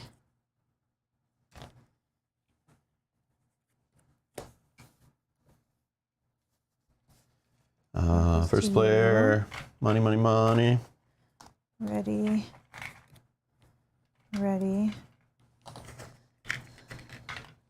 2, 3. Draw. 5 dwarfs still, so draw 1. Boffer. A lucky number. So this is a card that can help buff up Bilbo. But we don't want to spend his money right now. So Boffer is also one that I usually see early in the game. I either see a few weapons, or I see this guy who helps me find weapons. And in this game, my deck has laughed at me and only gave me 1 weapon right at the beginning, of course, out of a hand of like 8 cards. That was the one that got randomly discarded. And now I'm holding a whole bunch of dead cards that work with attachments. Problem with the limited card pool we're playing with is that it's hard to have a bunch of attachments in my deck, I guess. Well, COTR podcast says Rob is going to be able to afford the most expensive axe ever. If I ever see it, maybe in the next scenario I'll see it again. But it's crazy. Like I say, Mel, only 1 card in my hand I don't want to be randomly discarded, and it was that one. I know, sorry. Oh my. I'm so sorry. It's all good. It's all good. Okay. Okay, planning for you. Planning. I guess we'll put Boffer in play because I got money for that. Boffer. Whoops, he's only 3, right? Okay, so Boffer, action exhaust him. Search the top 5 cards of your deck for 1 weapon attachment. Please see a weapon. Or we're going to see I'm going to get the Rob Blade of Gondolin, but at least it's a weapon. I don't really need weapons that much anymore because there's no enemy I'm fighting, probably. Yeah, but if you do, yeah, I have enough to just fight it. So this is kind of dumb what I'm doing. Should I just use them for questing for 2, probably? Yeah. Yeah. Screw it. I'm getting cute. Yeah, I should not be cute. Yeah. Only for Dan I should be cute, but I'm not going to be cute in the game. All right. Anyways. Done. Go ahead. Done? Okay, I'm going to add 2 resources. I don't have 1, 2, 3, plus the 2 give me a 5. Okay, I'm gonna look at the top 2 cards in my deck. Gloin and Faramir. Faramir can help. Yeah, quest like a madman, that guy. No, yeah, but I can choose you. Or he can fight. Pick guys with fighting. You can fight. Oh, I don't have enough resources to even pay for him. Not yet, though, but in the future. Oh, man. Okay. But you could defend with this guy, have him die on purpose, keep the other one, put him into play, gain more money to help pay for this guy. Like, this guy leads to more resources being gained if you play him again, and dropping your threat. No, because I can't drop my threat because they have things on them. Is a response? Yeah. Oh, okay, never mind. Yep. Oh, he gets an additional money. I did not do that. He gets an additional money. I have enough to pay him. I did not do that. And because he only had 1 resource on him. You can rewind if you don't. Whatever. Okay, so I can play him for 4. All right. 1, 2, 3, 4. Oh, I would have enough anyways. Oh my gosh. My brain is not firing at all cylinders here. Okay, I am done. Questing. Yeah. All right. I'm going to choose you, so go as much as you want. Choose me, Pikachu? Yeah. Choose a player. Each character controlled by that player gets +1 willpower to the end of phase. Yeah, so go all in so I can leave all my guys together. 1, 2, 3, 4, 5, 6, 7, 8, 9. Okay, and then I exhaust him. And you get 10, 11, 12, 13, 14, 15. I'm at 15. Okay, that's Note good. that. 15. And I'm going to not quest at all. And there's only 5, 6, 7, 8, 9 in there. Okay. Oh, when revealed, discard all non-treasure, non-objective attachments in play. I think that's fine because I don't have a cancel for that. But at this point, I've used my Steward of Gondor and my King Under the Mountain. Okay. They've gotten their, they've done their So I deal. lose Horn of Gondor, 2 unexpected courages. Oh, yeah. But you don't need them at this point. No, I don't think so. Okay. Well, no, Well, no, I don't think so. Okay, so I got 15. One more. That was only the first card. Oh, yeah, sorry. No, that's okay. Oh, a nice little Hobbit Oh, lands. The one that okay. lets us draw cards. And I think there's 10 in there now. 10. So 5 goes over. So 1, 2. There's the other attachment. Okay, 1, good. 3, 4, 5. Dreary Hills. Okay. So we're almost through the deck, which will also force us to advance. Oh, yeah, that's so fine. That's fine. we need to get that treasure ASAP. Which is going to happen next turn. Well, assuming we can quest for a lot, but I still can quest with them. They just don't ready back up. That's fine. Okay, so then. Travel to the Troll Cave. Players cannot travel to the Troll Cave unless Bilbo Baggins has the Troll Key attached, and then the first player spends 5 Baggins resources, 2 resources instead if Bilbo has the Troll Purse coupon to Which reduce he the does. cost. So he's going to do that. Does he need to exhaust? Nope, he just has to have it and pay the money. Okay, good. So he's going to pay 2, and we can officially travel here. So we need to get this one explored, and it's 4 to get on there. Yeah, you're going to quest all in again like that. Yeah, next but turn. do you have a little guy that can put stuff on there? Oh yeah, not allowed to. Never mind. Okay.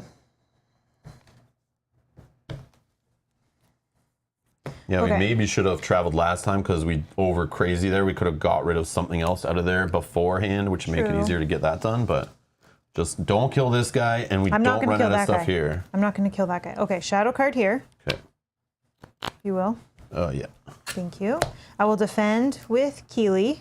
I have another one in my hand. Nothing. Keely dies. Oh no, no horn. Oh, sorry. I have another one just in case. Okay, then I can attack for 1, 2, 3, 4 to get through. So 3, 4, 5, 6. He's at 6 damage out of 10. If only I had a weapon. If only I had a weapon. Look at these foe hammers for card draws, goblin cleavers. Oh man. Okay, Oh man. All right. I'm done. This is 6 out of 10, so we are still good. It's gonna take me a while to kill him, but that's fine because we need a few more minutes. True. Okay, end of the round. So I go up by 2. I go up by 1. 41. Ready? You are first player. Thank you. Oh, he's still down.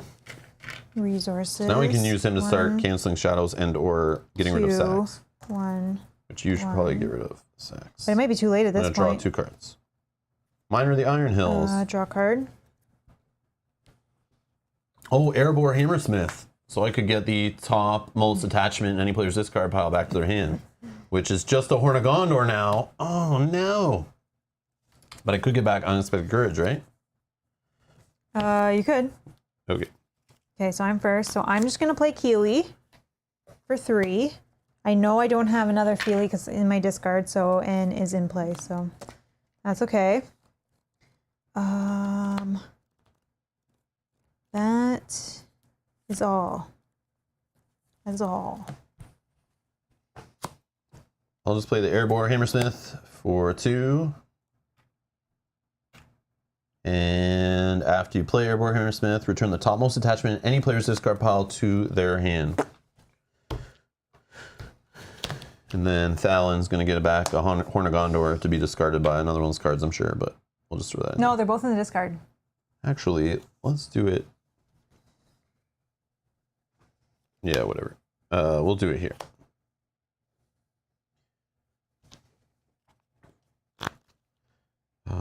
Minor, I don't think I need him. He doesn't quest or anything. Also could use Bilbo to... I have that as well. Oh, okay. But again, if you want to take a sack off of I don't think it matters Thorin- at this point. But again, we still need to kill this guy, which he will help with. Mm-hmm. But I think it doesn't matter if he's gone or not, because if anyone's read the books or seen the movie, At some point, the sun's got to come up, and trolls don't like the sun, so we might just we might actually get through the deck. Did we remember to do cave entrance? We did not. No, again. So top 2, go on the bottom. Yeah. So we're at 1, 2, 3, 4, 5, 6, 7, 8, 9, 10. Which this will happen first. So even if we discard out after that, it's totally fine. Yeah, it's totally good. Okay. All right. Questing. 1, 2, 3, 4, 5, 6, 7, 8, 9, 10. Using Faramir on you. So 11, 12, 13, 14, 15, 16, 17. 17. Doomed 1. 43. Each player, choose 1, increases threat by 4, or reveal an additional encounter card from the encounter deck and add to the staging area. If my threat goes up by 4, I go to 46. You'll go to 47. That's a little scary. Especially if he ends up sticking around for another turn. So we can't. Okay. I don't think so. So I'm going to do, well, your choice first. Your first player. Yeah, I'll do a card. Troll Camp. Surprise. 3 more threat. I'll choose to add Lone Lands, adding 2 more threat. And then the second card. When revealed, the first player chooses a troll enemy in the staging area and engages that enemy. If there's no troll enemies in the staging area, this card gains Surge. When revealed, deal 1 damage to each ally and play 2 instead if there's a troll in the staging area.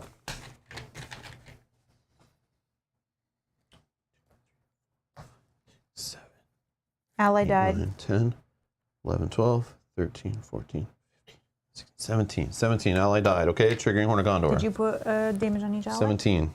No, I haven't got there yet. Oh. Boo, boo, boo. Do you need more ones? No. Okay. Okay, so 17, 3, 4, 5, 6, 7, 8, 9, 10, 11, 12, 13. So 4? Yeah. Boom. Wow. Victory display for the Troll Cave, just enough. Okay. Worst case, would have been spending Bilbo resources to add some extra willpower in play. Yeah, let's travel to a troll camp. Because we have 3 of them in play here. You don't want to use him to, well, we have 3 of them in play, yeah, and they're the most... Unless we just want to draw cards, but I don't think we need to. Yeah. All right, Troll Camp traveled. Okay. Enemy time. Enemy time. Remember, we can buff Bilbo to help fight if you want. Because we can just go now. This guy's going to... Oh, sorry. Shadow card first. This guy, Keely, is going to defend. Shuffle this card into the encounter deck. That's fine. Keely dies. So we got 5 cards in the encounter deck. And you get a resource or something. And then... Horn of Gondor. I can attack for 1, 2, 3. What do I have to do for this one? I have to spend 1 of his resources. So 3, 4, 5, 6. 2 gets blocked, 4 gets through. Which is enough. And he's at 6, so he's at 10. Yeah. Boom. Wow. So Bert is done, son. Gone. All right. And then this force triggers right away. If there are no troll enemies left in play, or if there's no cards left in counter deck, advance to the next stage. Dawn take you all.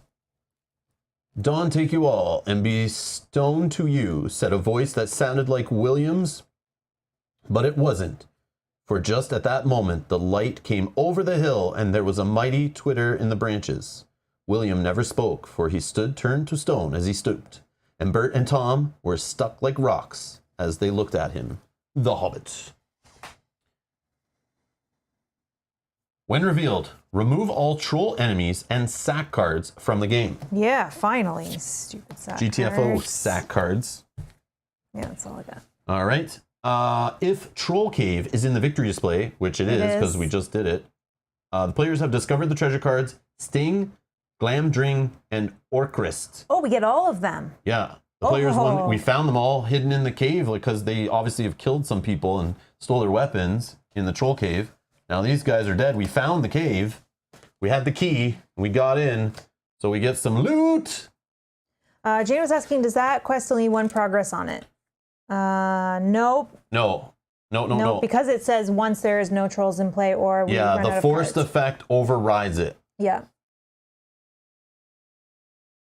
Yeah, it is confusing. It shouldn't have any. It shouldn't have anything. It shouldn't have anything, Yeah. any number on it. But yeah. All right. Sting. Attached to Bilbo Baggins, restricted. Bilbo gets +1 willpower, +1 attack strength, +1 defense strength response after Bilbo Baggins exhausts to defend. Discard the top card of the encounter deck. Deal damage to the attacking enemy equal to the discarded card's threat. Okay. Awesome. Art is amazing. Love it. Love the graphic design on these cards. I like that. The templating or whatever. Super cool. Orcrist. Oops.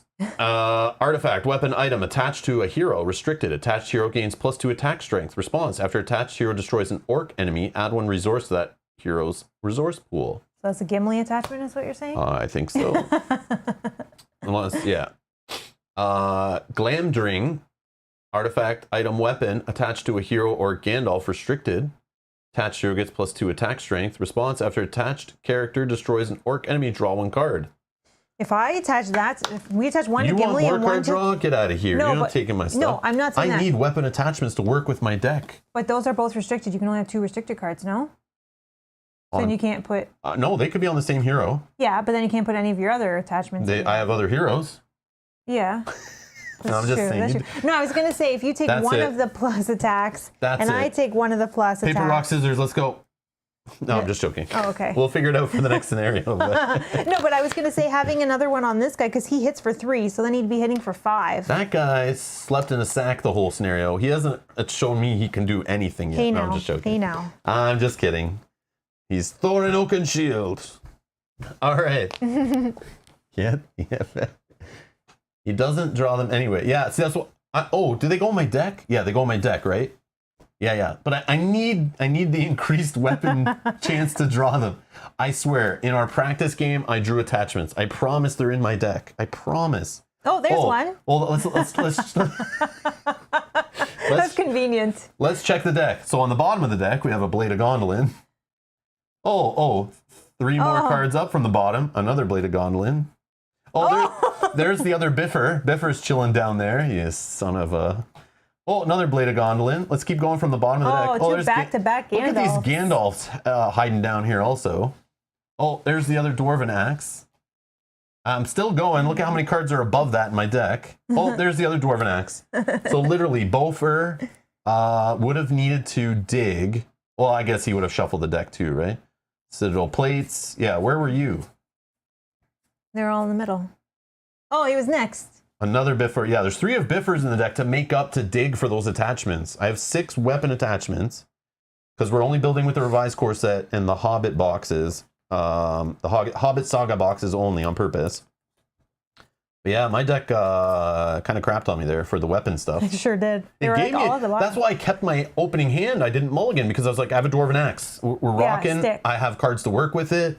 We're golden. But then I was like, oh yeah, this scenario, I'm not supposed to put attachments in play because like we learned, the encounter deck can just rip them all off before the trolls even show up. Paper, rock, scissors, couch, meeple. But Orbit does say, thanks for another great stream. This was fun to watch. Time for me to hit the sack. Yeah. That was good. That was good. Yes, agreed. Even though I know you're not really going to bed because it's 9:30.